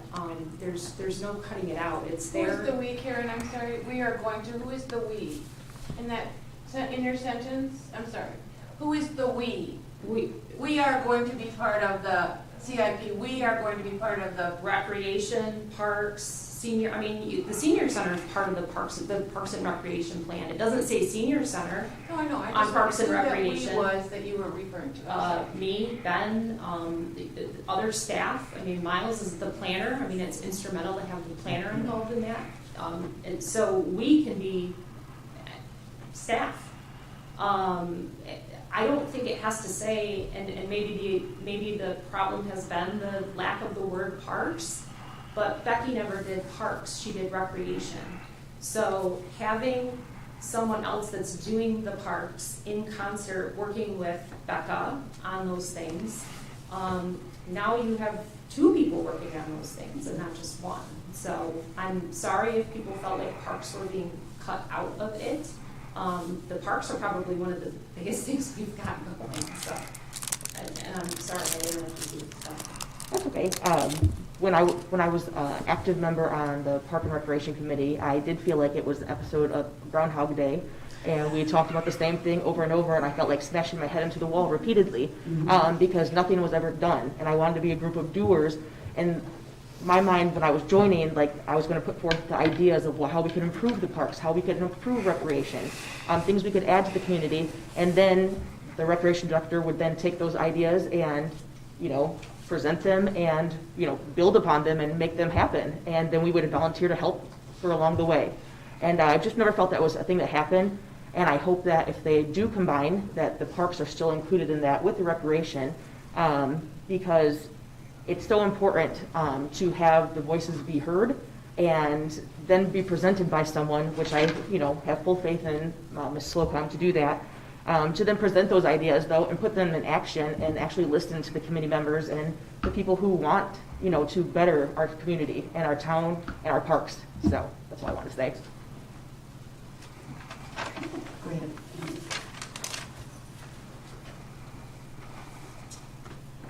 Kate Hagerman, Webster Road. I'm here, well, I was here for another reason, but since we're talking about this, I'm here as representing a vendor. My husband and I run a small side business here, and we have a booth at the Bath Township Farmers Market. And on one hand, I will say that I did hear about this proposal like in August. On the other hand, I will say that it's now March, and as a vendor, as a small business owner, I'm a little nervous with market season starting very shortly that we're still at the discussion point of this, and I encourage and hope that you will move forward however you move forward. I hope that you will move forward swiftly so that we don't lose out on weeks of our market season after our market manager left in September. It didn't quite have the same efficiency that it did beforehand. And I think that the market is a great asset to our community as a community member and also as a vendor there. And it's time to get going, so I really hope that you can make a decision so that the small businesses that utilize this have every opportunity to be successful there and keep going. Point of clarification. We currently have a Parks and Rec board and a Farmers Market board that should be meeting, right? They should be meeting, that's correct. In fact, that's what I was going to talk to Caroline. With that, no, you're good. Hang on, Judy, 1 second. It had to do with the fact that you have had a board. One of the things that was really interesting, because you've had a quorum, you just haven't been included in that, which I never quite understood that. When I came on in 2020, one of the things that came to my attention immediately had to do with, you're right, Park and Recreation. Because the advisory board looked at themselves as if they went directly to Becky, and Becky Goodwin felt that was not her place there to advise the board. Now, that's been going on for a long time. Why, I don't know. Why somebody didn't sit down. I think Larry, who's really cool, I love Larry. Larry Bliss was he was president, I think, or the chair at the time. Does that sound right? And he and I had a discussion about what was going on, and that was part of the whole discussion, was the fact that they felt that they were like spinning their wheels, not doing a whole lot.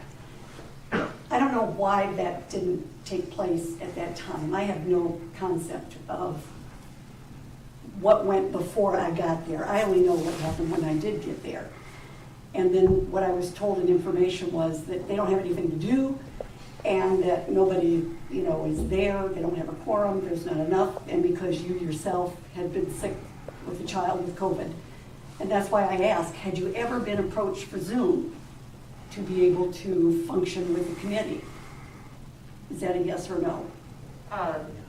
After it was taken, when the restrictions were taken away and the Zoom stopped and they were going to meet in person again, I don't think that was offered. No, anytime before that. I don't think I actually asked if I could continue with Zoom. I just said that I would be comfortable meeting in person. Okay, because part of a problem came up. I think the staff, hang on 1 second, I gotcha. Part of the staff that was here ended up working for flag football. That could have very well been done in our Park and Recreation. Sure it could. There's a quorum. They could have worked, they could have made decisions, they would have reached out, they would have taken care of it.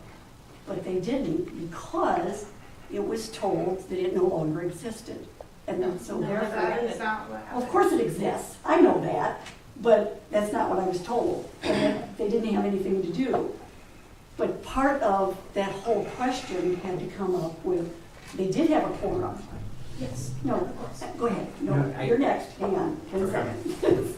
You guys are supposed to be open to the public. Here we're going so back and having forth. been the board rep, I can tell you at Yes. least in 2020 or 21 and 22, we received emails from Taylor asking if we wanted to meet and that there was little business that to be done.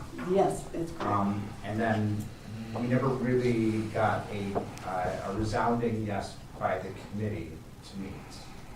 No, you didn't. That's absolutely correct, because there wasn't any communication going on so that, for example, the things that Caroline has to do, or wanted to do, or could do. There was communication.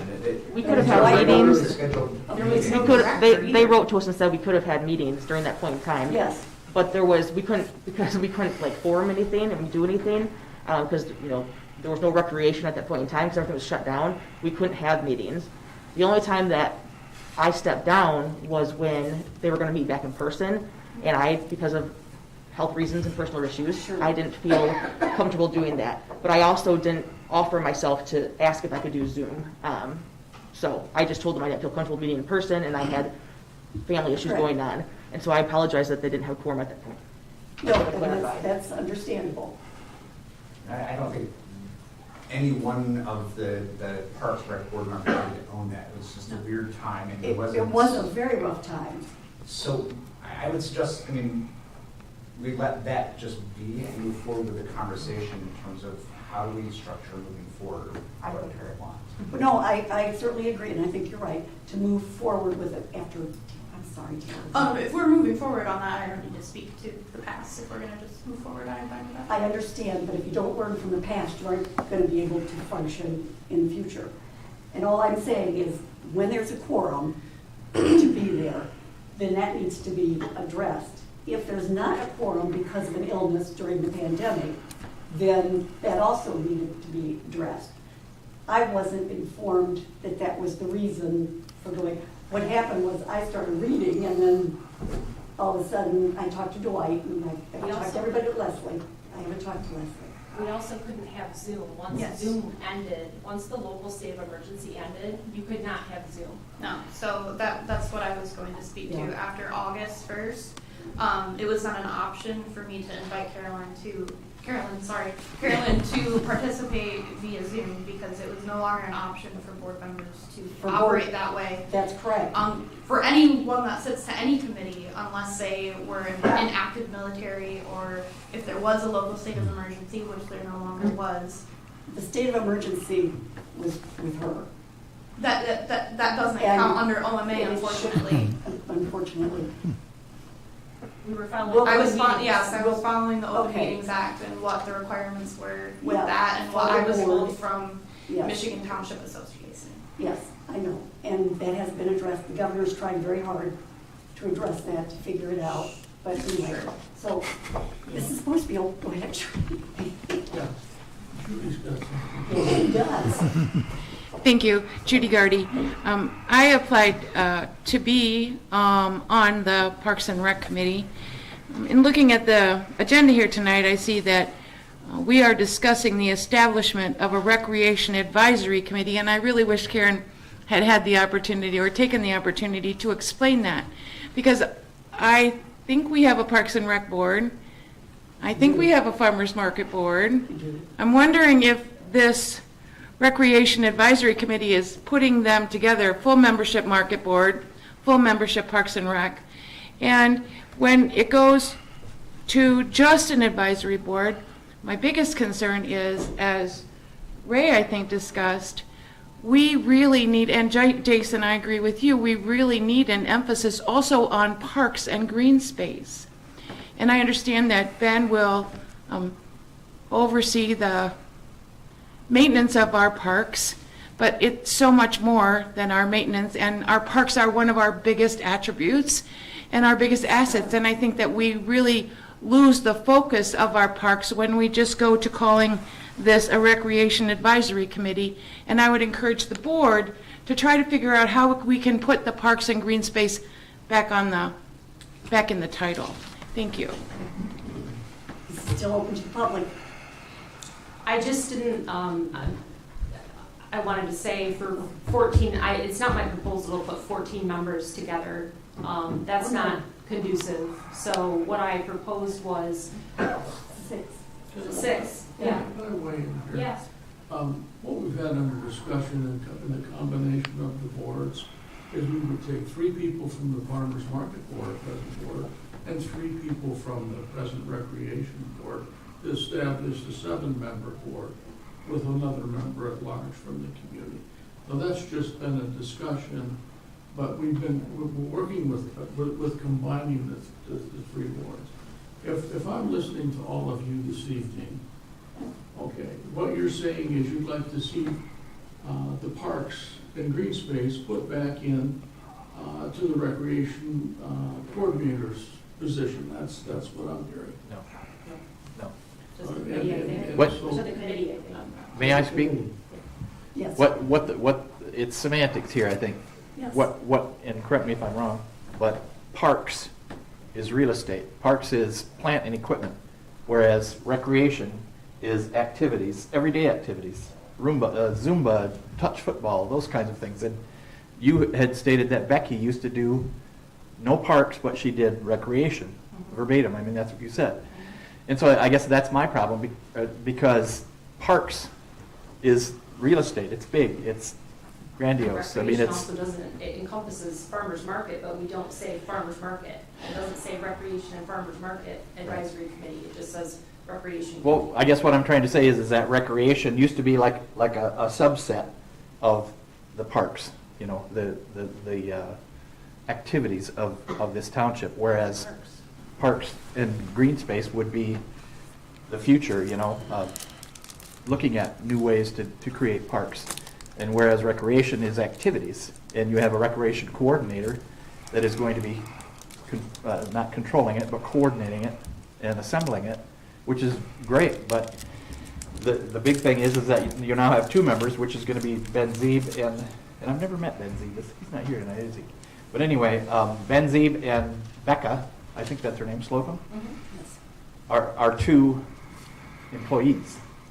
And I think that the Parks Advisory Board would be more, you know, Parks and Recreation, however you want to make it up. You know, one's bureaucracy, one's the voting people. I just would not like to see more and more control from employed people as opposed to committees of the whole.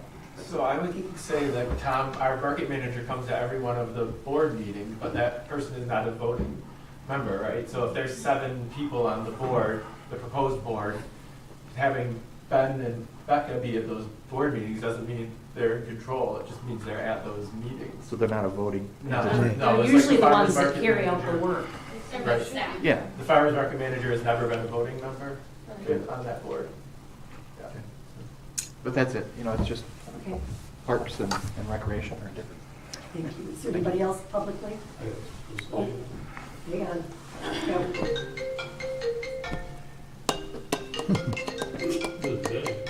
Joe, we need to get you a silence license. Yeah. All right, hang on one second, Rick. Go ahead. Well, I'm gonna go for it. I want to go back to the money here just a little bit, because I'm hearing lots of little bits and pieces of it. You're all, what this is gonna do by doing this, and frankly, honestly, I've been very unopinionated on which way we should go with this. I've let you lead with what you wanted to lead with. And I have bigger things that I'm involved with every day with finances and everything. But here's the thing, I don't think that everybody realizes what they have to realize, what this alliance would bring, and I call it an alliance, is you're gonna combine several budgets. You talk about Ben Z, the public works budget, as money is budgeted in for the parks, for improvements and for everything else. And this advisory board's gonna have says in that, just as what somebody just said a minute ago, Ben Z would be there, Becca would be there.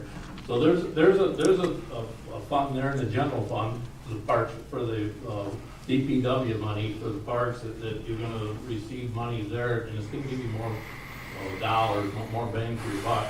The farmer's market is a special revenue fund, differently. And they're gonna have their money, but they're also gonna be involved in parks and where they're gonna have their activities and their things, and there's gonna be money there from them.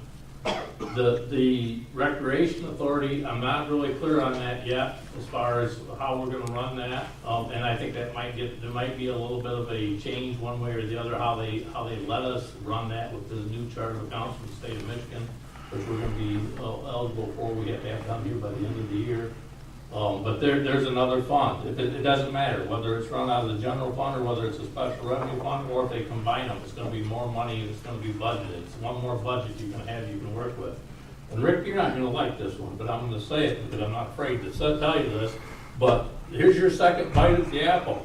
The DDA money that's in our coffers, which is around 180-some thousand after we get done settling up with LCC, and it's unclear whether that money is even gonna leave yet. The DDA is gonna be part of the DDA district. That money is restricted by the resolution to take and stay in the DDA district, which takes in Cousins Park and takes in all that area downtown that has to be, that's part of it, whether it's the safe routes to school, whether it's out here on Upton Road, I live on Upton Road, I apologize. Out here on Webster Road, I feel like I live here. Out here on Webster Road, all that money is gonna get to be spent in recreation. It could even be spent as far as, it could even be spent on senior services, because that's in the DDA district. It could be, definitely Cousins Park is what the intention is there, is to take and preserve that and do what needs to be done with that. But that's another budget that's gonna go towards this. If you get collaborative people that's on this recreation committee and on the farmers market, financially, this is gonna be a big thing to help the community. And it's gonna help you take and do more things with your money. Unfortunately, I'm the only one that thinks about some of this stuff. But I have to keep quiet, because I can't tell the board every day, well, you need to vote for this, you need to vote for that, and I don't. And I think everybody here can agree to that. But you know, they ask me what my opinion is when we get down to the nuts and bolts, and I give it to them. But this is a thing I see here, and I heard you talk about tonight. And you know, Cousins Park is a big winner in this thing with the collaboration. As it could be some of the other parks, it could be in the township as well. But the DDA district is a huge thing here, and this money, Rick, this is your second bite at the apple. You can take this thing and you can be bigger with it than what you ever were before. And this whole area, that's the way it is. That's the way Why it's would I be designed. unhappy with that, Steve? But that's my comment I wanted to make on the financial part of this thing. I have a question for your financing. Yep. You're talking about revenue, correct? Yep. Have you done? Budgets is what we're talking about. Each one of these organizations have a budget. Have you done anything like that for cost? No, there's no, why would I? Because there's no cost? We haven't got anything. yet. Okay, I'm just And throwing it out. that's gonna be in a budget that you're gonna deal with. We had 12 meetings for a budget that we're Sure having this did. next year. I'm forecasting you'll probably have 24 for next year. But that's what this is gonna be about, and it's about money. It really is, and I realize that, but I'm looking at the cost. I'm asking about cost. You keep talking you about. can't have it both ways. You gotta have the stuff, or you don't have to have it. You can't worry about the cost, you have to worry about how much you can do each year. Okay. That's what you Is there gotta do. anybody else? Thank you. Rick. Appreciate that. Rick, go ahead. Well, since I was invoked in that, I would not be there's nothing you said there that makes me unhappy. My concern was all the hard work that we put into the DDA for that 4 years, and all the money that we scrimped and saved to try to get something going that was meaningful will go into the township and into that district. I'm very happy to hear that, Steve, that I'm not in the least upset about that. It's written in paper. Good. Sometimes that's necessary. If you're not treasurer after the next election and you guys aren't board members, they need to know There'll be no more elections for me. that. So anyway. Yes. I forgot what I was. I actually, Adam, I don't want to speak for you, but is it my understanding? Good choice. Thank you. I've always tried to do that. And I wish that people wouldn't take those advantages for me. But what I did understand you to say was that the Farmers Market Board, and correct me if I'm wrong, doesn't have an issue with being under the purview of a combined board called Parks and Recs or whatever they call it. Is that correct or is that incorrect? Farmers Market does not need to have a board with its name emblazoned on it. That's what I thought I heard. I wasn't sure if I heard that right. Yes, Okay. that is correct. So it sounds like this open meeting with the committee of the whole has been very productive to help some folks out. After I complained about people saying you've heard about this all along, it was still said a couple times, I don't think it's necessary. Some of these people may have just heard it. That gives them just as much right to chime in as anybody else in their concern.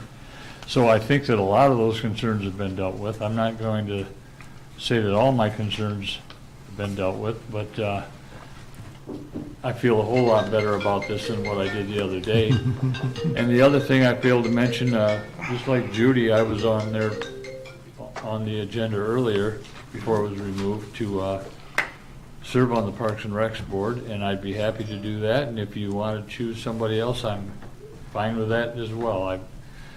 I've got plenty in my life that I don't need that, but I would, if I am chosen, then thank you, and I will work my tail off to make sure I can do the best job that I can for it.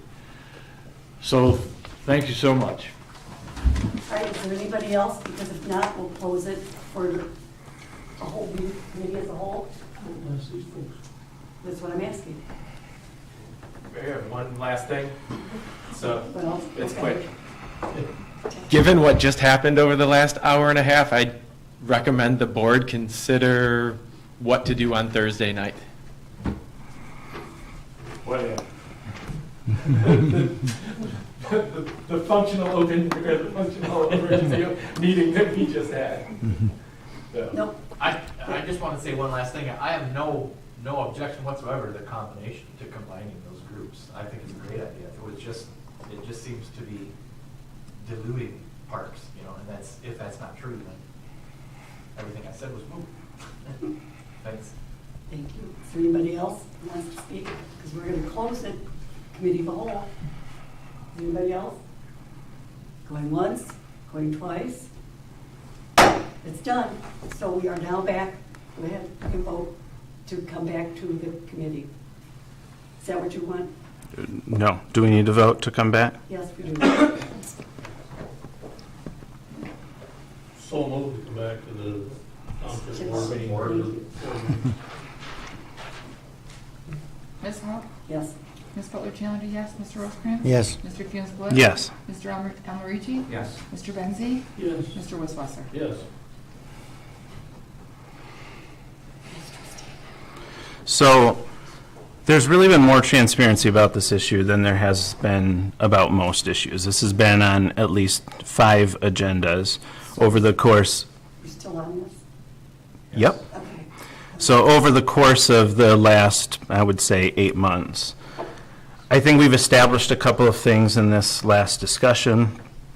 All of the conversations that have used to happen with Parks and Rec Committee will continue to happen. All of the conversations that would happen at the Farmers Market Board will still happen. There were 7 members every month of the community who talked about Parks and Rec. There will still be 7 members every month who talks about recreation, including Parks and Rec. 7 members who talked about Farmers Market once a month. There will still be 7 members who exist to discuss Farmers Market every single month. Previously, parks were not managed by the Parks and Rec coordinator. It was assigned, frankly, to no one. So in the staffing change, parks in itself has now been raised in preference and priority by being assigned to a staff member. Someone is in charge of that now.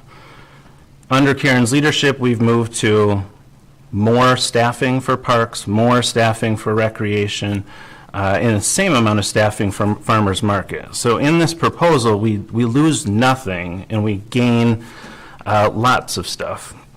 So I think based on that, I'll make the motion to establish the Recreation Advisory Committee by merging the Parks and Rec Committee and the Bath Farmers Market Board by appointing 3 members of each onto the committee and a board member.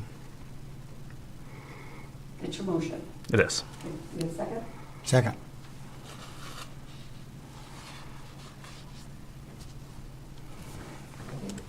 One thing that I would like to see is, there's a description in the board packet of the rules and responsibilities of the advisory, recreation advisory. One thing that would make me more comfortable is to have more positive statements about that Parks and Green Space is a part of the purview of that new committee.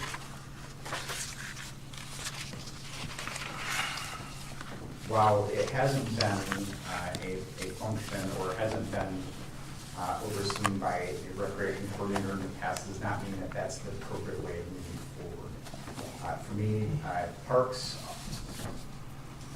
the purpose of a parks and green space is recreation. And so I think you have to have the recreation viewpoint when it comes to how do we design parks? What facilities do we put in parks and green space? How do we want one park to serve a set of community members differently from another park, whether it's a nature area versus a sports complex? I think all of those need to be discussed and be part of that recreation committee. So you're looking at the parks as part of the recreation committee, not two separate entities, which I think is, if I'm understanding, you have recreation and parks. So, well, So what, we have staffing that presumably differentiates the two. What I'm suggesting is that we have community advisory committee support for both, whether it's under a single committee or whether it's under two separate committees. We've heard from the public that Parks and Green Space is big enough that perhaps it warrants its own committee. And then others that, I mean, we've discussed the silo issue, and I personally think it makes sense to have a single committee that has been charged with thinking about the two hand in hand.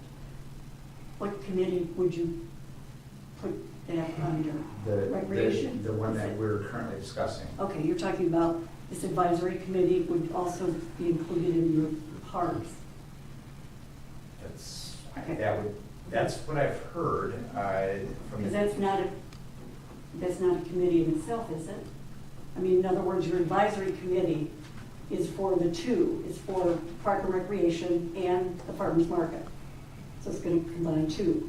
You're talking a whole different entity dealing with parks as separated. No, he's saying don't lose sight of it. Okay. Don't lose sight of the parks.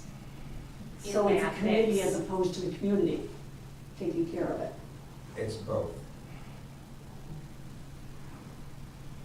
It's either one committee, the Recreation Committee, having purview or advisory oversight over both recreational activities and programs and services, as well as Parks and Green Space. Well, there is a law for Park and Green Space. It sets it up as a committee in the community. It's separate.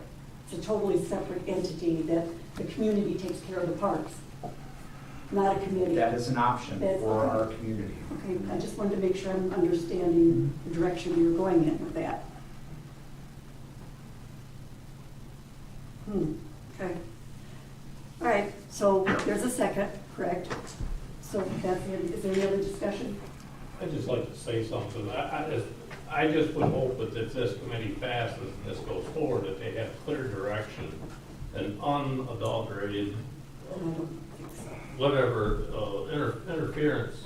I'm not sure, Jason, whether you want to direct this committee as to what as a board member, you want this board to direct this committee or what their job is, if that's where you're going with this, or if this is something that we're going to take and let these people, that's why we're putting them on a committee, is to get their opinion. We're trusting them and let them take and run their programs. Obviously, the farmer's market, people know how to run a farmer's market.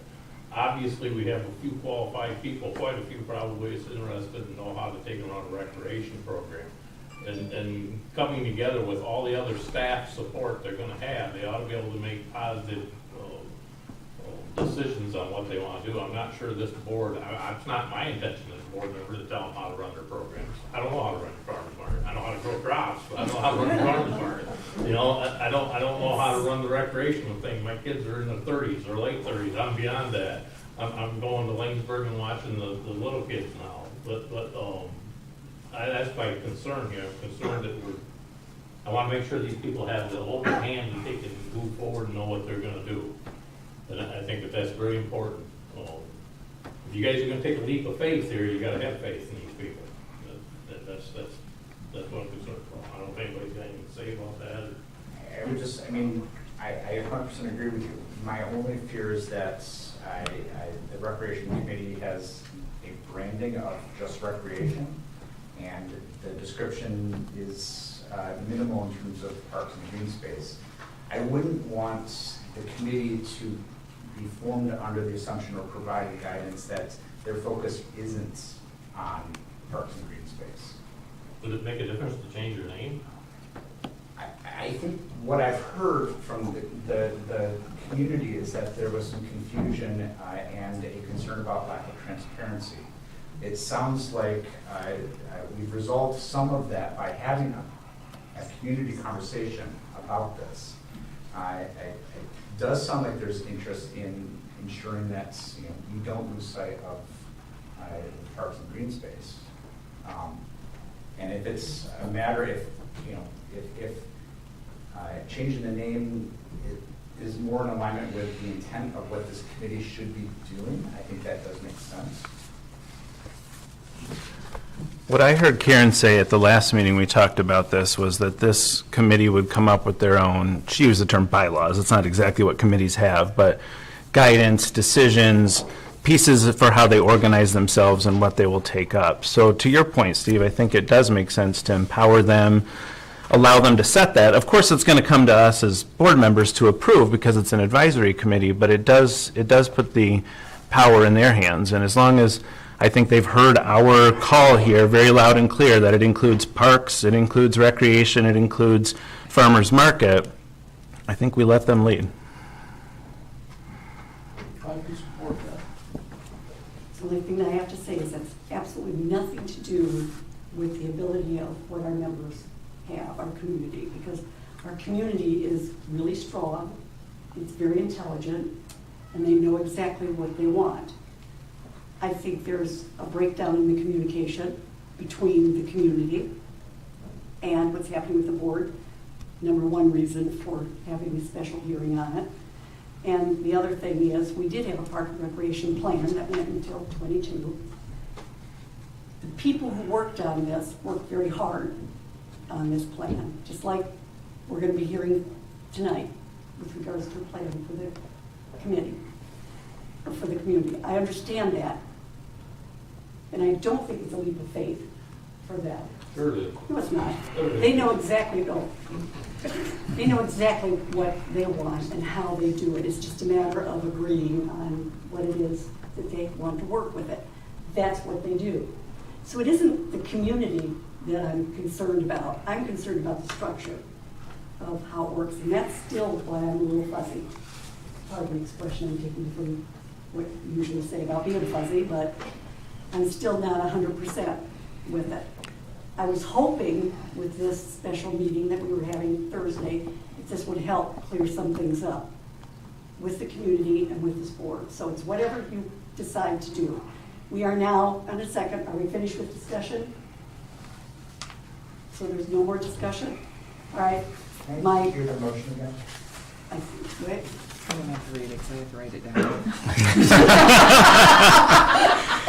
Yes. That's what the board does. The motion was to create the establishment of the Recreation Advisory Committee composed of 3 members of the current Bath Farmers Market Board and 3 members of the current Parks and Recreation Board, as well as an assigned member of our esteemed board. Well put. Yep, second. Clarifying question. Do we need to dissolve the 2 existing boards, or can you amend your motion to combine those 2 efforts? I think I said it the first time and not the second time. So yes. I also didn't write it down. So now the motion being, so I'm understanding between the 2 of you, now you've got me thinking. So what you're saying is you're going to remain Park and Recreation, you're going to remain Farmer Market, and then you're going to have, okay, that's what I thought. Okay. Yep. It's to dissolve It's to both dissolve of both those those. to form a combined single advisory. Yep. Yes. That's what it says, to establish. Pardon? Called what? Called the Recreation Advisory Committee.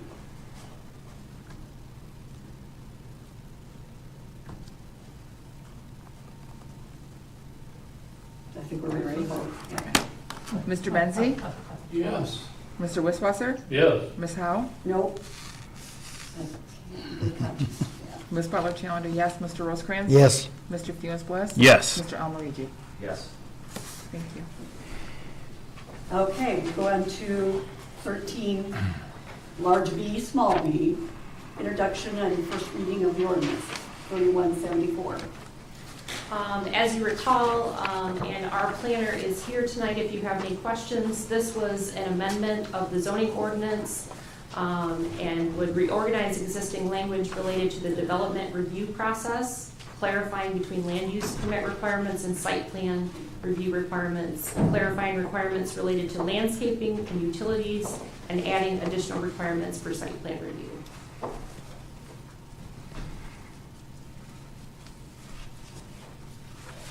You want to make a motion? I'll move the introduction and first reading of ordinance number 31.74. I'll second it. Mr. Wisswasser? Yes. Ms. Howe? Yes. Ms. Butler Challenger, yes. Mr. Rosecrans? Yes. Mr. Funes Bliss? Yes. Mr. Almarigi? Yes. Mr. Benzi? Yes. Thank you. Finally, Chris, we're going to come to that. That's okay. We're very patient. This one has to do with 14 new business, capital A, which was the introduction and discussion, small a, Bath School Museum Committee. You guys are really good.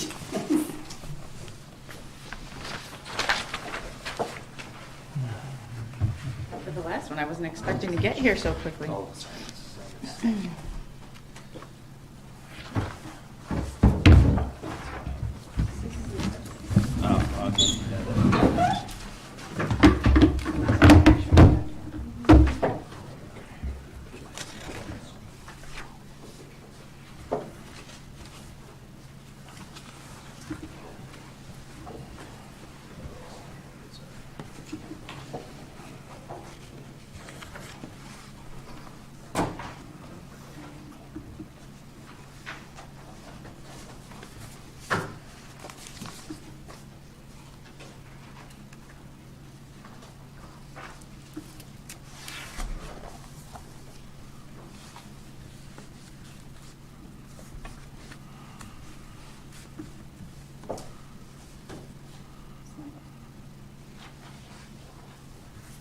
While he's getting that up, I will go ahead and get started. Kay Hagerman, Webster Road.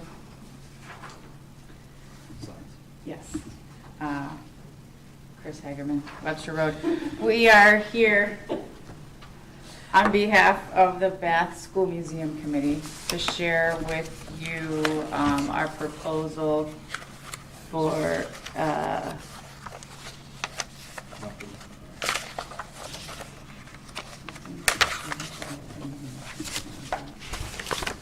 to share with you our proposal for moving forward with the cupola in James Cousins Park.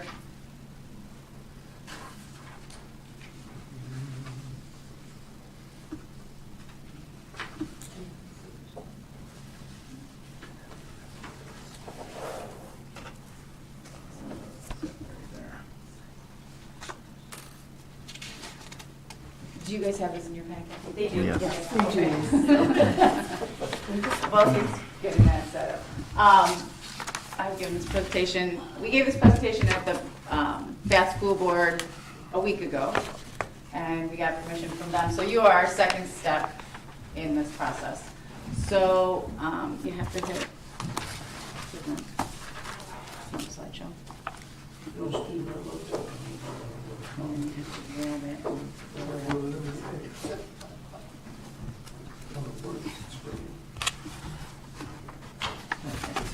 It's not up on the screen though.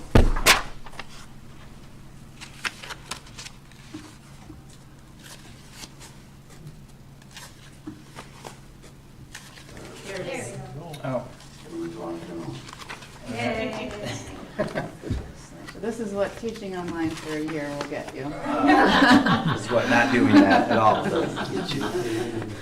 All right, so we are here tonight to present our preservation of the cupola in James Cousins Park, some solutions that our committee has developed over the last 6 months or so, and then our recommendations moving forward. The current museum committee issues that we've been in discussion with since the last summer, is that we spent some time inspecting the cupola, and we've noticed that there's some significant damage that causes us some concern. Things like pine needles that are accumulating around the base, that are getting into the crevices and stuff, that are causing some decay. Woodpeckers especially have been doing what they do. There are noticeable holes. Some of the screen sections that are in the cupola have been bent down over time. I imagine birds, rodents, some other creatures are making their home inside that space. I wouldn't be surprised. Bats probably even. Just environmental damage. It gets full exposure to the weather. It gets full exposure to whatever environmental conditions, the sun, wind, etc. One of the primary responsibilities of the Bath School Museum, is to preserve its history, and we feel that the cupola, the last remaining part of that school structure, is certainly worth being preserved, being cared for, so that it can serve as a memorial for decades going forward. We feel that in its current position, it probably doesn't have that long if we don't take some action. So the committee's purpose is to come up with an action plan. Some other things that are happening is that there's a documentary film about the Bath School disaster that's going to be coming out within the next year. It's actually coming up within the month. Sooner than that. And so we feel that interest in Bath School history is going to be very high at this point. That's going to draw a lot of attention, and we feel that this is the time to potentially capitalize on some increase in donations that might be coming in and interest, and come up with a project that can help us move forward. So the museum committee formed a subcommittee, and the purpose was save the cupola, and how do we want to go about doing that? So we brainstormed some proposals. I'll walk you through those, and then where we ultimately decided to go. So our first proposed idea was some sort of glass enclosure around the cupola structure, glass or plastic, some sort of viewable enclosure around the structure. Chris and Sue went to the Michigan Miller's Insurance building there. They have something similar in front. Got some information about what it costs and maintenance, things like that, for putting some sort of structure that would help protect the cupola and still keep it visible in the park. From our discussion, some benefits of that would be that it's fairly inexpensive, a pretty cheap and simple solution. It can be done in a short time frame, and it keeps the cupola visible to the public. Some drawbacks is that you're basically putting a wooden structure inside of a greenhouse, so that's going to cause probably a significant increase in maintenance. It's going to need ventilation. It's going to need to be repainted more often than it probably is already. There are some other concerns just from any sort of wooden structure and any sort of extreme weather conditions that we have to be aware of.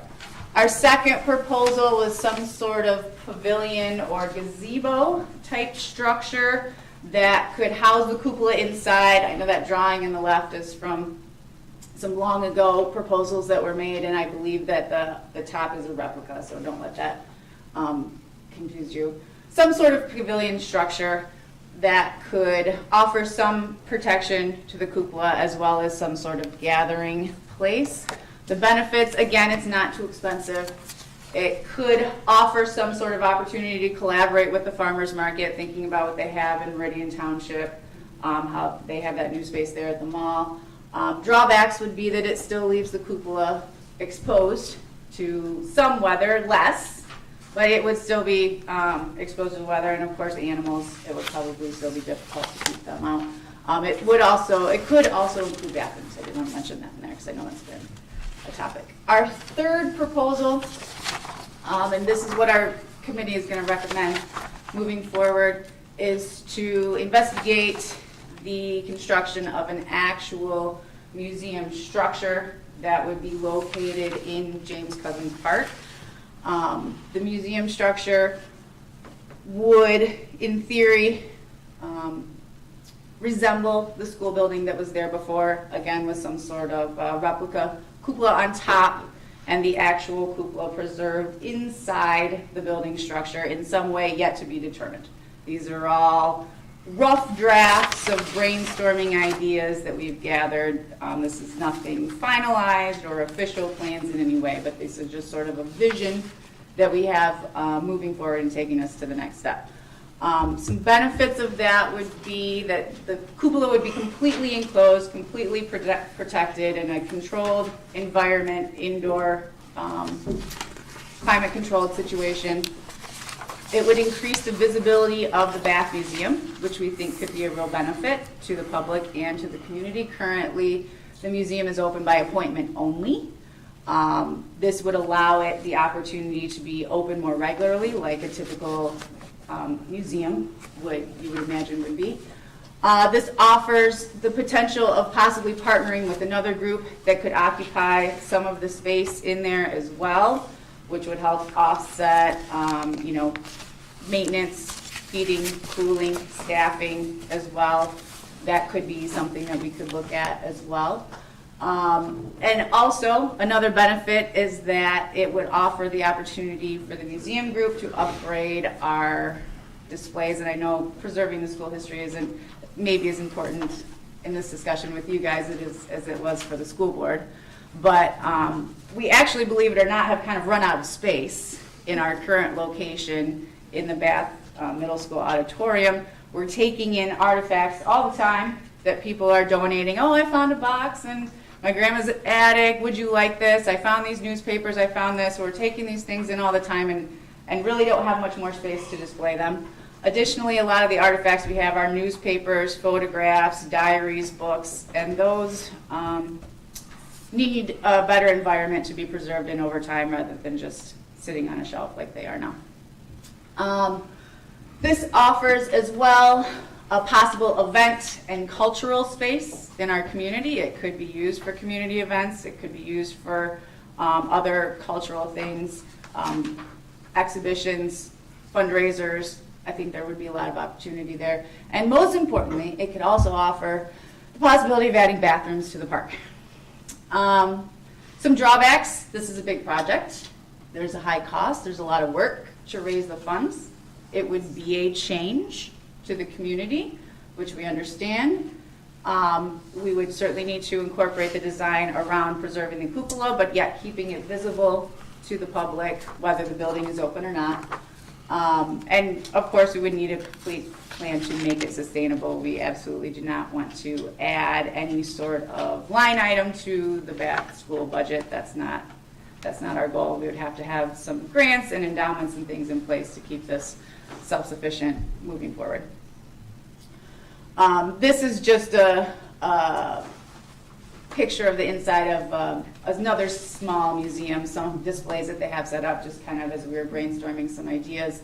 They've got their artifacts preserved, they've got some interactive displays. It's a bit more updated and colorful and inviting and engaging than what we have now. It could be targeted multi-age, from adult visitors who've never been to Bath before and want to learn about our community, to children like ours who are the 5th generation in their family to go through Bath schools and learn about the history that they are connected to.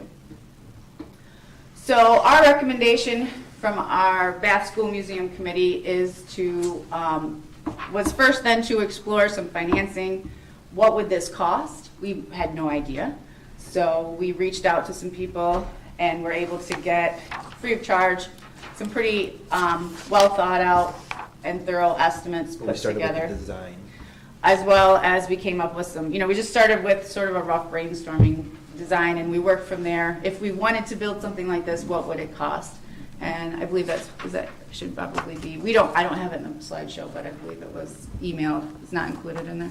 Oh, all right. For LT Schaefer. So we went with LT Schaefer just because one of our board members knew him from DeWitt. We asked them to come up with approximately 8,000 square feet, just again as a rough estimate of what we might need, and based off of what's already existing. When our original talks was, I threw out, I probably thought it was right around $1 million to build the structure. When he designed and came up with our plan, I feel like based the size of the project around that $1 million mark. So he only drew up our plan for about 3,600 square feet. So you could realistically double that number to what the building would cost. Now, is 8,000 square feet exactly what we're going to come up with? Probably not. I don't know, but it was just sort of a rough estimate on what we thought would be reasonable to house the museum, have the cultural space, have the cupola inside, and possibly have another entity in there to help pay for the rent, so to speak. But they did a really good job. We met with a person, I don't remember his name, Bert, from LT Schaefer 2 or 3 different times at the park. He went there on his own with different contractors that his company works with, excavators, different contractors that he dealt with regularly, so they could get an idea of exactly what they're going to need to do to make this thing happen. They knew the history of the park and understood that, this is, you could say, sacred ground, right? Something pretty terrible happened there. So the engineers and excavators were very cognizant of that and said that, things that we need to look for and what we would need to do to just do what we can to respect the area, minimally invasive. So we feel they did a really great job with that. I don't remember if I sent the estimate on there or not. It's not. Not? Okay, I apologize. So it was very detailed. He came up with a packet of like 7 or 8 pages. I actually have a couple examples with me if you guys want to view those. But very detailed from, whatever our design is down to finished grade parking lots and all that stuff. But they did a really great job. And again, all the work we've done so far, all the images, all the bidding have all been free of charge because it's so important to these groups of people that have helped us that they come up with this and hopefully come up with the best product. So our next step was to seek approval from the Bath Community Schools School Board, and they voted on that last Monday, and we got approval from them to move forward with the project in whatever capacity that might be. We have their permission to move forward. So that brings us to you all. Because we understand that there's a relationship between the school and the township for park use, of course, then this is the next logical place to go. The other step that we would need to take is to actually invest some money into the creation of full architectural plans and designs, where we actually get into the greater details of the planning phase, really being able to sketch out, plan out, have models for what the site would look like, what the project would look like, what it would cost in much greater detail, what the line items would be, and that's where we're going to have to spend some money in order to make that happen. I don't think anybody's probably going to go to that level for free for us. So I was glad that you mentioned the DDA money earlier, because I think that this project could be a great investment for the Bath Township to use some of that DDA money to help the museum committee move forward with our project. We won't be able to start our full fundraising campaign if we don't have something to show people what these funds will be going toward and what that finished product is going to be. So that's what our next step would be, is to actually move forward with the design process, meeting with architects and engineers in order to have a finished product that we can use for our capital campaign to raise the probably $2 million that we believe we will need. Our- That's just for the building. Our goal, after we get going, our ultimate goal is to have this project completed by May of 2027. That, of course, is the 100-year anniversary of the Bath School disaster, and we think it would be an incredible opportunity for our school to really showcase our history and our culture in this new facility that could really be a center point of our community and our parks and our schools. And sort of wrapping up, we've done as much as we can without really investing anything. I've made contact with some board members, but also just to give them an idea of what we are thinking, but also some interested contractors and people who, I wouldn't say contractors, I guess, people who would be interested in donating money. On 2 separate occasions, they said they realize it is a large project and they're willing to donate significant money to get this going. I don't think it's going to be impossible to do. I think it's going to be hard to do.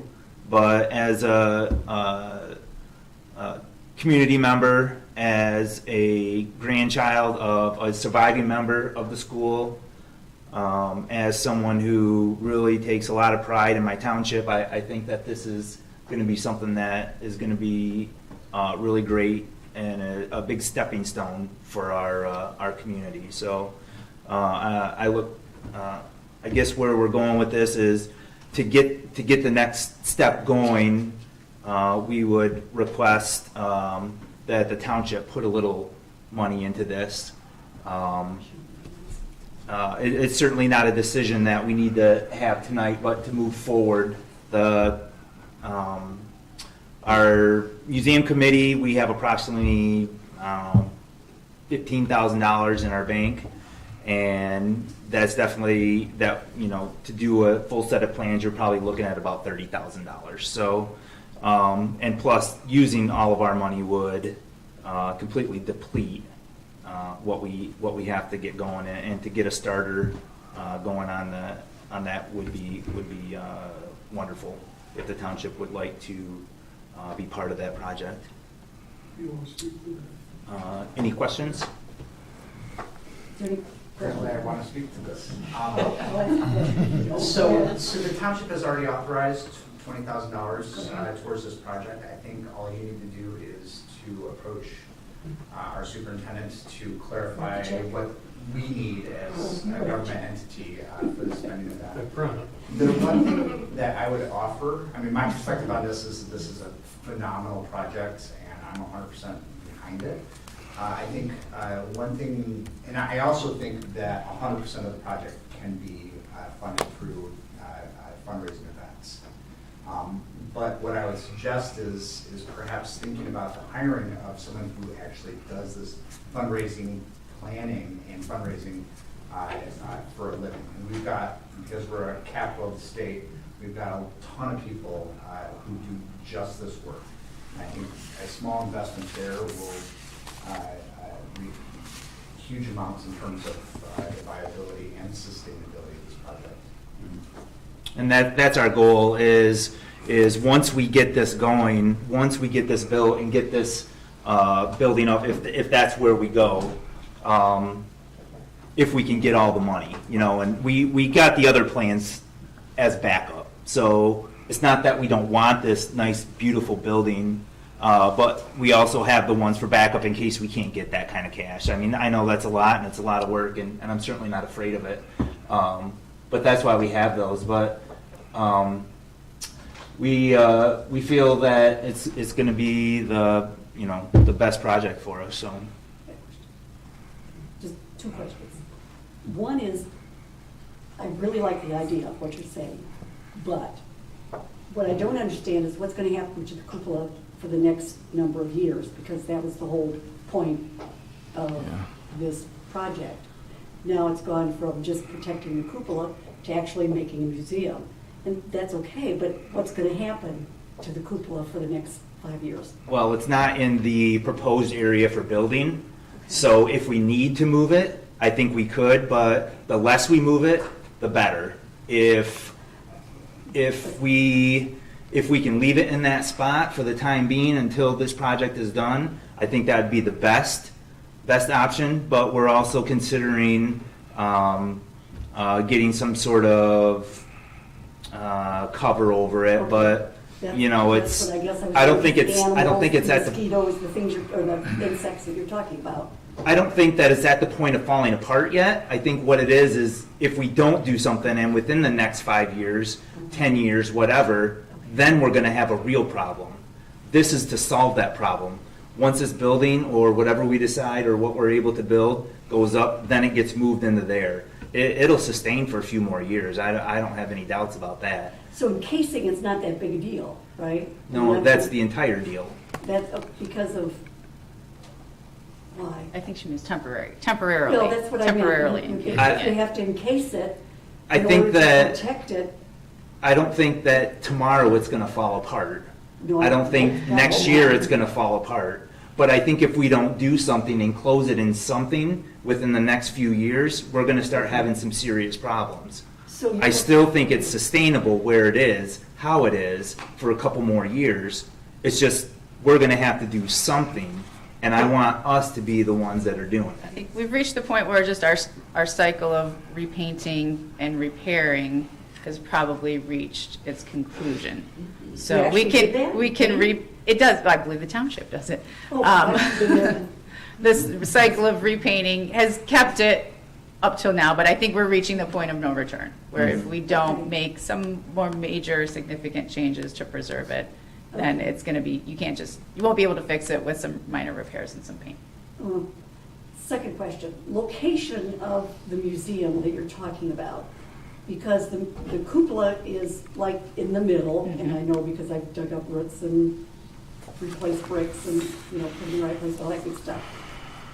Where you're looking at is not in the center? That's correct. It's closer to Webster Road. Okay, so Kind of utilizing more that dirt parking lot that you have now. If that were sort of paved, that would be the parking lot area to the museum. So the museum would be farther to the east than the original school was. Okay. Yes. I think that was the location that the museum committee was most comfortable with, going back to that concept of sort of sacred ground. And do we want to go digging up what could be potentially foundations and who knows what's under there? Okay. So if we avoid that original area for a number of reasons and move to a edge of the park a little bit more, So you're not looking at then I this think that could potentially avoid a number of other issues. And additionally, when the original school was built, Main Street was the main street. And as has gone on, Webster Road is now really the main thoroughfare there. So I think it makes more sense. And I think the school prefers, I know that came up in our discussion with the Building and Grounds Committee, they seem to be happier with having the structure closer to Webster Road. So you're not looking at a basement for No, I don't believe so. Which is the cheaper part of anything that you build. You're looking to put it on the hill and then asphalt the park? Probably, yeah. Just Yeah, I think if you built anything, you would probably have to have a paved parking lot. Woodpeckers are attacking it because there are bugs inside of it. And so the question I have is, have we treated the structure with an insecticide to deal with powder post beetles or other things that may be actively contributing to the rot of the structure? No, I think that we were hoping to work with someone that could help us better preserve it, and stabilize the wood, instead of continuing to just put more on the outside of it. So we'd still be happy to do that. I think it would be a low cost thing that might address inaccuracy. And I can certainly work with Chris or their group on that. Go ahead. Yes, Trustee Ryan, go ahead. Ooh, I'm sorry if you mentioned this. Who owns the cupola? The school. The school owns it. Okay. As you think about the museum, would you see the school operating that? How does that affect us as a township and our basic ownership of the land until, what is it, like 2089 or something like that? As our understanding from Dean, the contract that's in place, or lease, I suppose, can be amended, altered, ended by either party going forward. I imagine that this probably might cause the need for a revision to that. In terms of whether the school maintains ownership of the museum or whether they cede it over to the Bath Museum Committee as its own 50C3 entity, remains to be determined going forward. I know that was discussion that we had with the Building and Ground Subcommittee, but I don't think either of us were at a position where we felt we needed to make that decision, and we're kind of both comfortable going forward. I think it mostly depends on the sustainability. Absolutely, the school does not want to take on any added expense from this. So if it seems to be running itself, then I don't think it's an area of concern. If something comes up, then I think a change might be required going forward. But that was a discussion, but it was not anything that was finalized yet. So there's no expectation that the township would? No. No. Okay. No. So you guys are gonna take on the cost? Not us personally. No, I don't. You guys get the grants. You're taking That on is the intention, that, yes, that endowments and grants and donations would be enough to maintain and sustain the year-to-year cost of operations. So the dollars stay with you, or not? Yes, I guess we're just hoping to break even. A profit would be amazing, but, It's the museum. The yes, dollars it would stay be with the the museum, yes. Yeah, we currently work under the 50C3 of the school. We're working on getting our own, just to make it a little more clear cut. Like you asked, we haven't come to that final conclusion yet, but we're working on it. It's already had some discussions about it, but I think the museum committee we'd like to have it, but it just depends on what's best for the school. It's ultimately their property. It's all their stuff, and we just have the ideas to try to put it in place and try to make sure that it's not a line item budget, like she said. Yeah, it is certainly their property, but the current lease says that any of the buildings that are on it are ours to maintain. So that's why I asked that question. Like, if we put a building there today, we're responsible for it, unless we do So I think break it the would- lease as you would described. Cause some revisions Yeah. to that. What other questions or concerns did the school have when you presented? We actually had those two slides. there we The go. Building and Ground Committee, they had asked about, well, hey, other people have come to us before, I think the DDA and some other groups, mainly for bathrooms and some sidewalks. Yeah. And the Museum Committee said, no, now you're here asking for something else. What's the change? And I think that the Museum Committee was just concerned because all those other projects had originated at the township and not originated with the schools, and they didn't feel that maybe the concerns of the Museum Committee were fully addressed in those projects, which is why they recommended voting no to the school board. This project obviously originates with the Museum Committee, and we feel that it's going to meet our needs and address the concerns that were present with the other projects, which is why we're making the recommendation to move forward.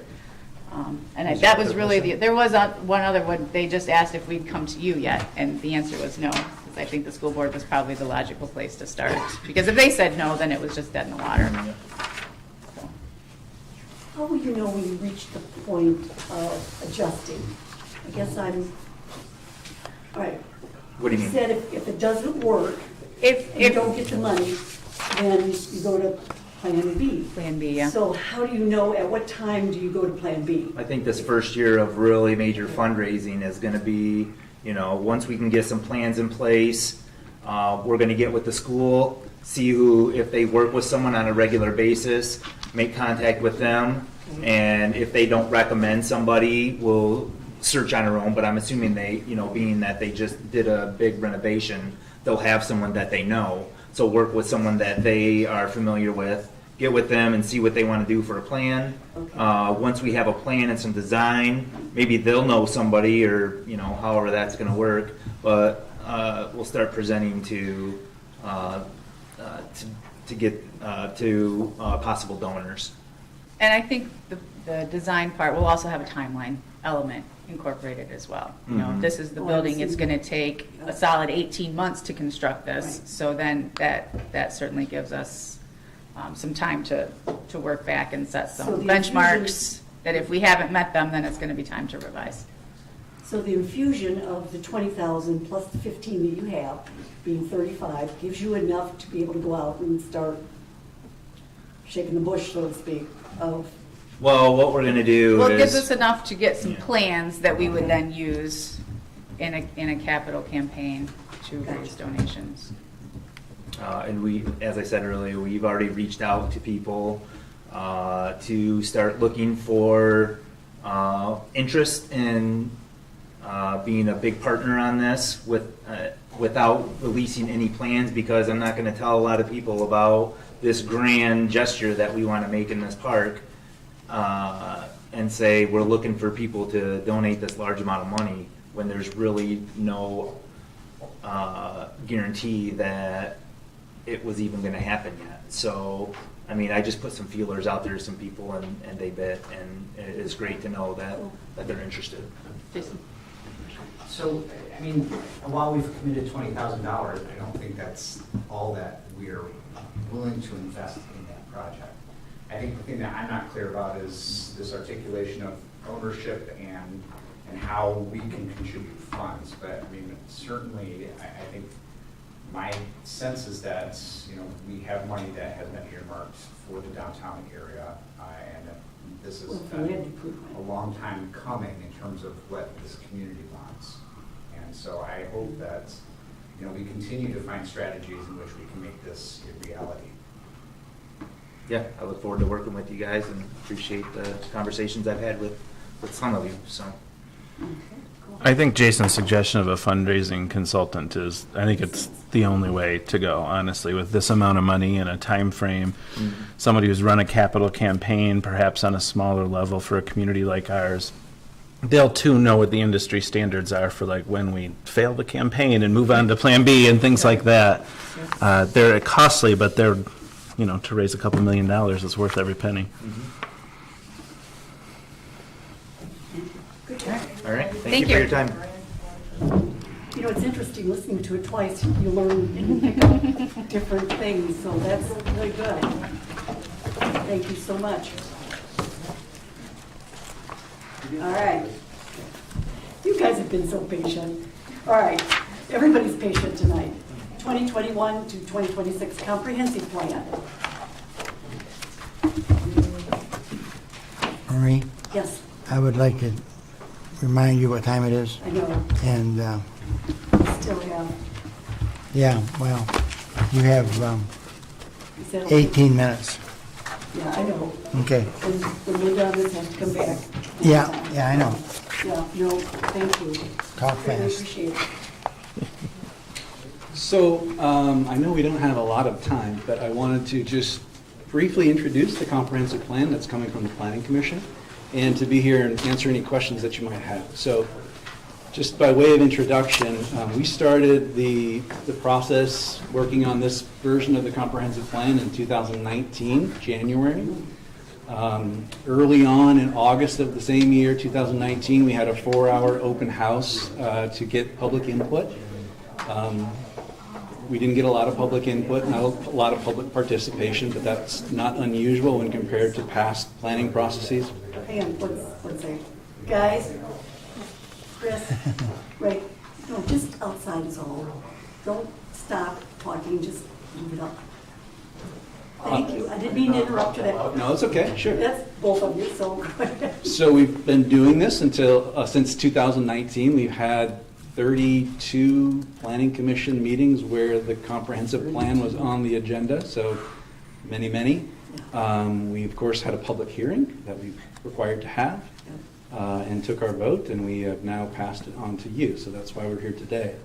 There are basically 4 big changes to this master plan, so I'm just going to briefly mention those. So the first, most noticeable, is the major facelift that we gave it, and this is large part due to Taylor and some outside help from a professional graphics designer.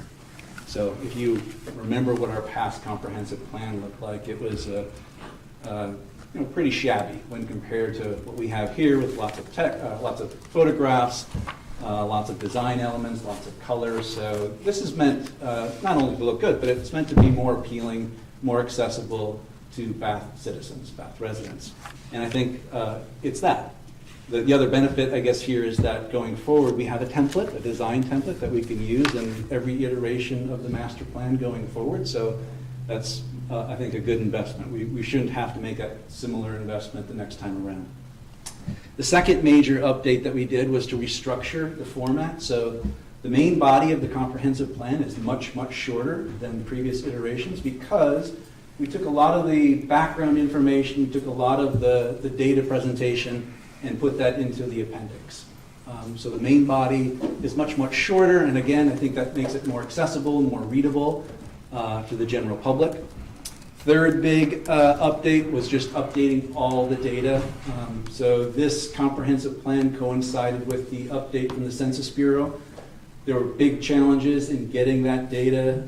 The Census Bureau released that very late, and so challenges in sort of lengthening this entire process was just getting that data and putting it into the document. But that's a major update. The next time around, we'll be in between census, so that shouldn't be as big a deal in this next time around. So that's the third update. The fourth update, and the most important, I think, is just updating all the goals, the objectives, and the actions. And so on every iteration that we do, we take off things that we cleaned off our plate, and based on public input, based on conversations with people in the community, developers, conversations with planning commissioners and staff, we update those goals, objectives, and actions. So that's what you have before those four major updates. And I'm happy to answer questions if you have any. A lot of work. There a couple times. This will be back before you at your next meeting for approval. I'm going to say exactly what you heard before, because I was there when you heard it, because it made sense. The racial makeup, that there wasn't more photos. In the original, not the last iteration, right? No. I think it was essentially a Word document that was mostly black and white text with some tables and figures. Because it really makes a difference. All right, good job. It really was a lot of work. Any questions? Trustee? Nice job, Chairman. Yeah. Very, very nice job. I didn't do much of it. A lot of staff and Miles and other commissioners, so they deserve a lot of that credit. You did a lot of nitpicking.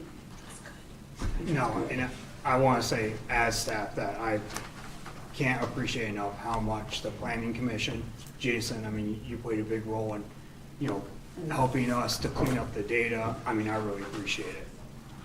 Right, I was irritating. I acknowledge that. But you weren't falsely irritated, though. I mean, there was stuff that needed to be cleaned up, and I think we all tried to work hard to get it there. What I'd like to say is that this is a phenomenal improvement from what we've had in the past. Having looked at all of our comprehensive plans from 1970 on, this is a phenomenal improvement and reflects the expertise that we have in our staff.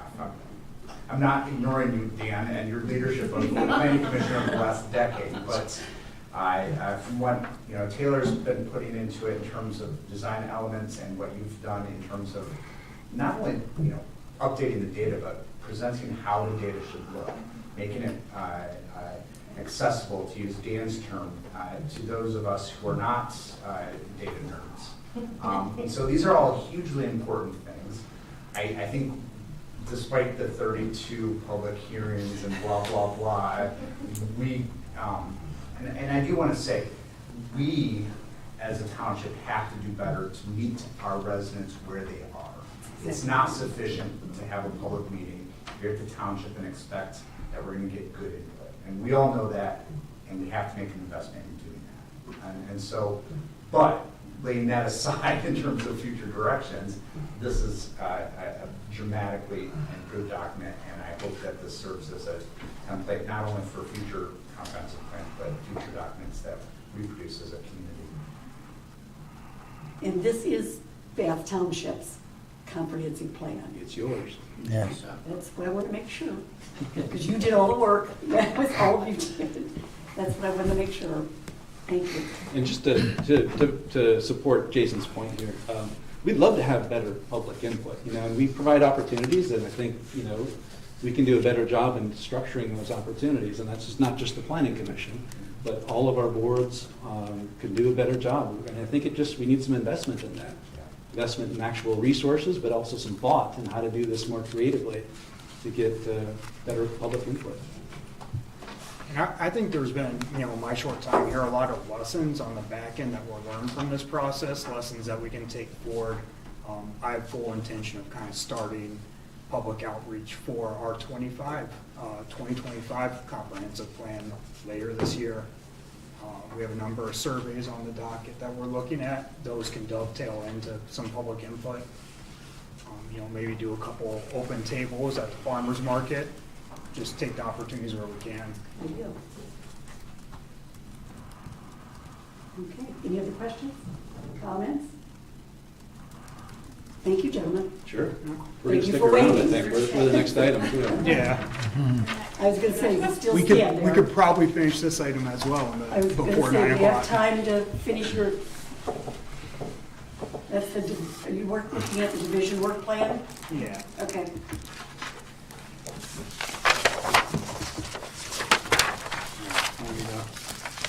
On this one, Dan? Yeah. Okay.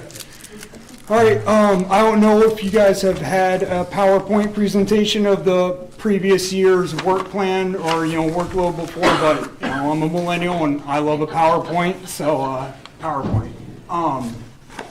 So in 2021, we had a total of 112 zoning permits that were filled out. Since my time here, I've done 36 of those.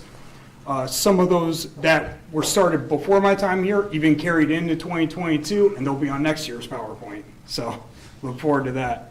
This was the division work plan. We do these every year. At our next planning commission meeting tomorrow night, we're going to do our 22. I'm happy to say I think a lot of these items did get cleaned up over the years. These are obviously goals. There's a lot here. It's hard to get to everything, as I'm sure you guys know. Things sometimes end up taking a little bit longer, but I'm happy to say I think but as the planning commission and planning department, got to a number of these. So this little map put together shows all the kind of commercial developments that were going on in the year of 2021. I've kind of color-coded the different pens as stuff that's in the pre-application phase, in process, and then SUP amendments. So developments that amended their SUP, NOCO lofts probably being one of the more prominent ones. So as you can see, there's been a lot of activity in the last year, and I expect, based upon the amount of SUPs and agency reviews we got in play, to keep this amount the same, if not maybe even double it in the year 2022, so we'll see. Some of you have seen this before, but we've spent a significant amount of time cleaning up the review process, the development process, whatever you want to call it. These are kind of workflow charts that show that process. The Board of Trustees, you guys are up here. So, somebody comes in the door with a plan. This is how we kind of execute. It moves along. Planning commission meeting happens, goes to the board if it applies, if it's an SUP, and then it gets kicked down through its whole process. So when you guys vote approve, there's still another entire page of things that happen. So if you ever see me and Edith running around very stressed out and confused, that's why. So then, we've done a lot to clean up the formatting of different permits, processes. We put together different informational packets. We got a lot of positive feedback about the fence packet. Always a hot topic in the township when it comes to planning is fences. People also love their decks, and they want to know how to get them in their backyard immediately. So then we have some, I hope that one of the big assets that I've created here at the township is our ability to map. Probably the map I'm most proud of is our zoning map. Kind of firmed that up this year, spent a lot of time on that. But also other maps. Recently in the year 2022, this year, recently we've done a ownership map of who owns what roads. because we're coming into pothole season, and the girls up front get a lot of angry calls, and we want to know who to direct those calls to. So stuff like that helps, I guess. Dan, you can probably speak to this one a little bit more than me, but these are the ordinances we've covered over the year 2021. And you've seen all of them in the first half, right? So you've actually voted and I think approved all of those, right? Yep. And then we still are in the process of working on 3 ordinances at least at the moment. Off-street parking, lot frontage ordinance, and a lighting ordinance. Yep. And I guess, yeah, it's not in there, but we have another working on architectural guidelines, which is not part of the formal ordinance, it's just voluntary guidelines too. Yeah, I got that one here. Kind of the plan that was passed in 21 now to you guys in 22 is this one, the comprehensive plan that you just saw, and then the architectural design guidelines. We're seeking out a consultant to kind of help us put that plan together and give it the attention that the comprehensive plan got. So that's where we're at with that.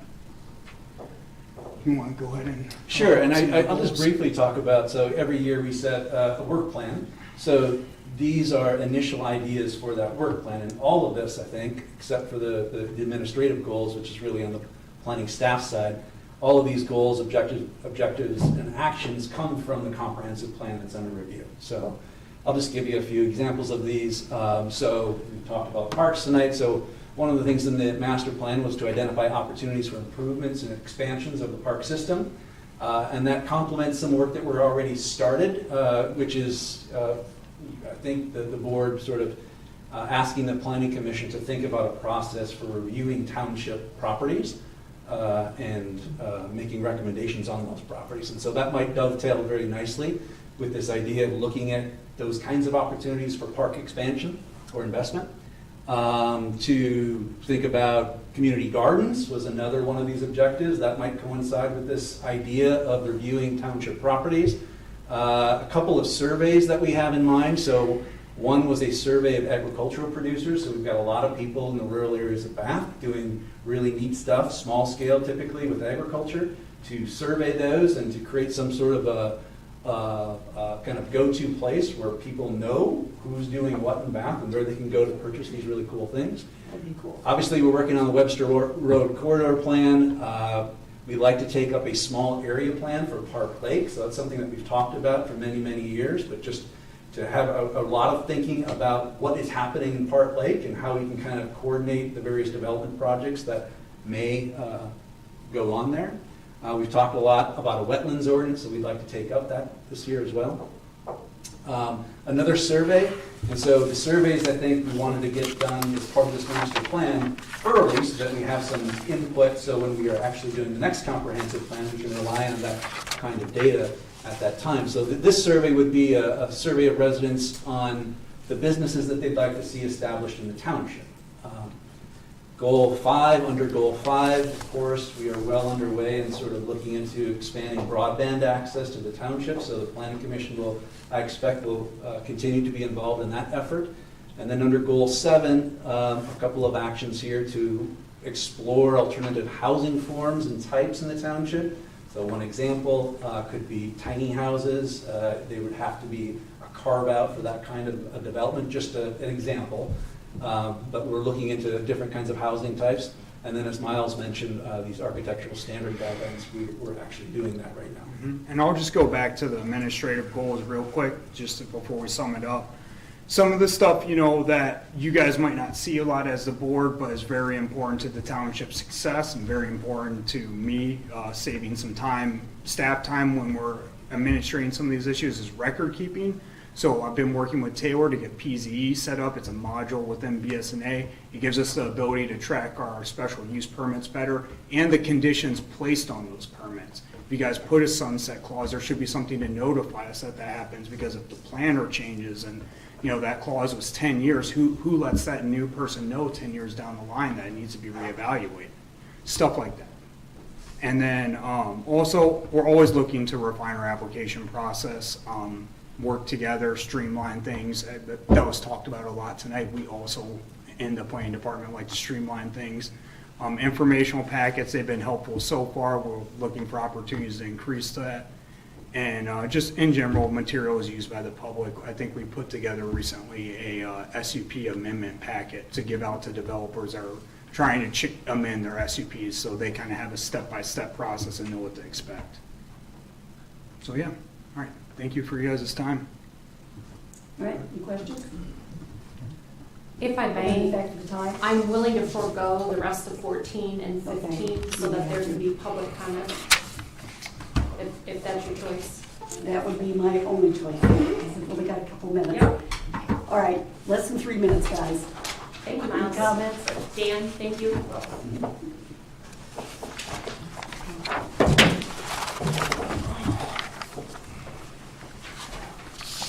I think this is a personal record for me. This is my 4th time to the podium tonight. So,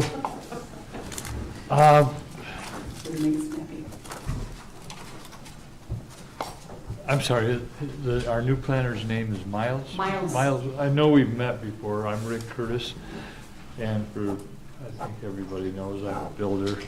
So I do have a suggestion. One of the things that drives me nuts when somebody wants any type of building is I am filling out the same information on this form, this form, this form, this form, and this form. There's got to be a better way, and there are better ways in other townships. For instance, you mentioned decks, and I built 39 of them last year, and if the weather hadn't broken, I could probably have built another 7 or 8. But somebody wants a deck built, and I've got to fill out 5 forms with the same information. It just seems, well, redundant, for lack of a better term. So we're not starting another thing after 9 o'clock, right? Okay, so another agenda item. I'm wondering what part of, Jason hit it right on the head when he said, one of the things that, and I'm not quoting verbatim, but one of the things he said was branding when it comes to the Parks and Recs issue. I think that's important to people, and I think it's important to people who didn't show up tonight, because now they're still going to think, we got rid of parks. Well, parks may be under the purview of this new recreation committee or commission or whatever you're going to call it. But why in the hell didn't we just make the people happy? You dug your feet in, you dug your heels in and said, we're going to do what we damn well want to do, and the hell with what the people said. So that looks pretty bad. And Jason tried to steer you in the right way, but you still made that motion. You also refused to answer to me on why it was a good idea. I can't see why it was a good idea. I can't even see that after tonight. I mean, I see how you'll be saving a few committee members' salaries, big deal. They make $20 or $25 a meeting, that's about it. But, unless you're starting with a blank slate, which I hope you are, then I just don't get it. So, you win. Thank you. All right, we need a quick roll call for adjournment because it's 9 o'clock. You still have public comment. You just can't take up minutes. You finish the item you're on. You just finished the item. Well, there might be somebody else who wants to say something. Public comment? I don't think so. I know, I'm doing fast as I can. I move we adjourn. That's. We have another member of the public. No, My public he's- comment was motion to adjourn. He's saying adjourn, 9 o'clock. So is there anyone that's I'll second it objecting? down We don't the need to vote. vote as long as everybody's on the same page. So we're adjourning. And we gotta vote. Unanimous consent. So we're done. 9:03. Now we still got to vote. No, we don't. Now we have unanimous consent. That means there is. I don't consent to that. Well, if you don't, then if you're the one objection that says you don't want to, You have to call that for you it. don't want to vote, then you don't vote. When did we put that through? Last meeting. We voted on it? No, you don't have to vote on unanimous consent. You get up and walk around. How can you not vote on it? So what happens Oh. with I didn't call for it, I just called for a vote. No, unanimous consent means that everybody agrees on it. So it wastes your time and my time and anybody's time to be able to question it. We waste more time talking about it than we did if we'd have voted. Absolutely, or even when you vote. So unanimous consent allows you to bypass that. So you don't have to ask for a vote. No. All you have to ask for is there anybody that objects? And if one person objects, then you have to take it over. Then you got it from now on, Earl.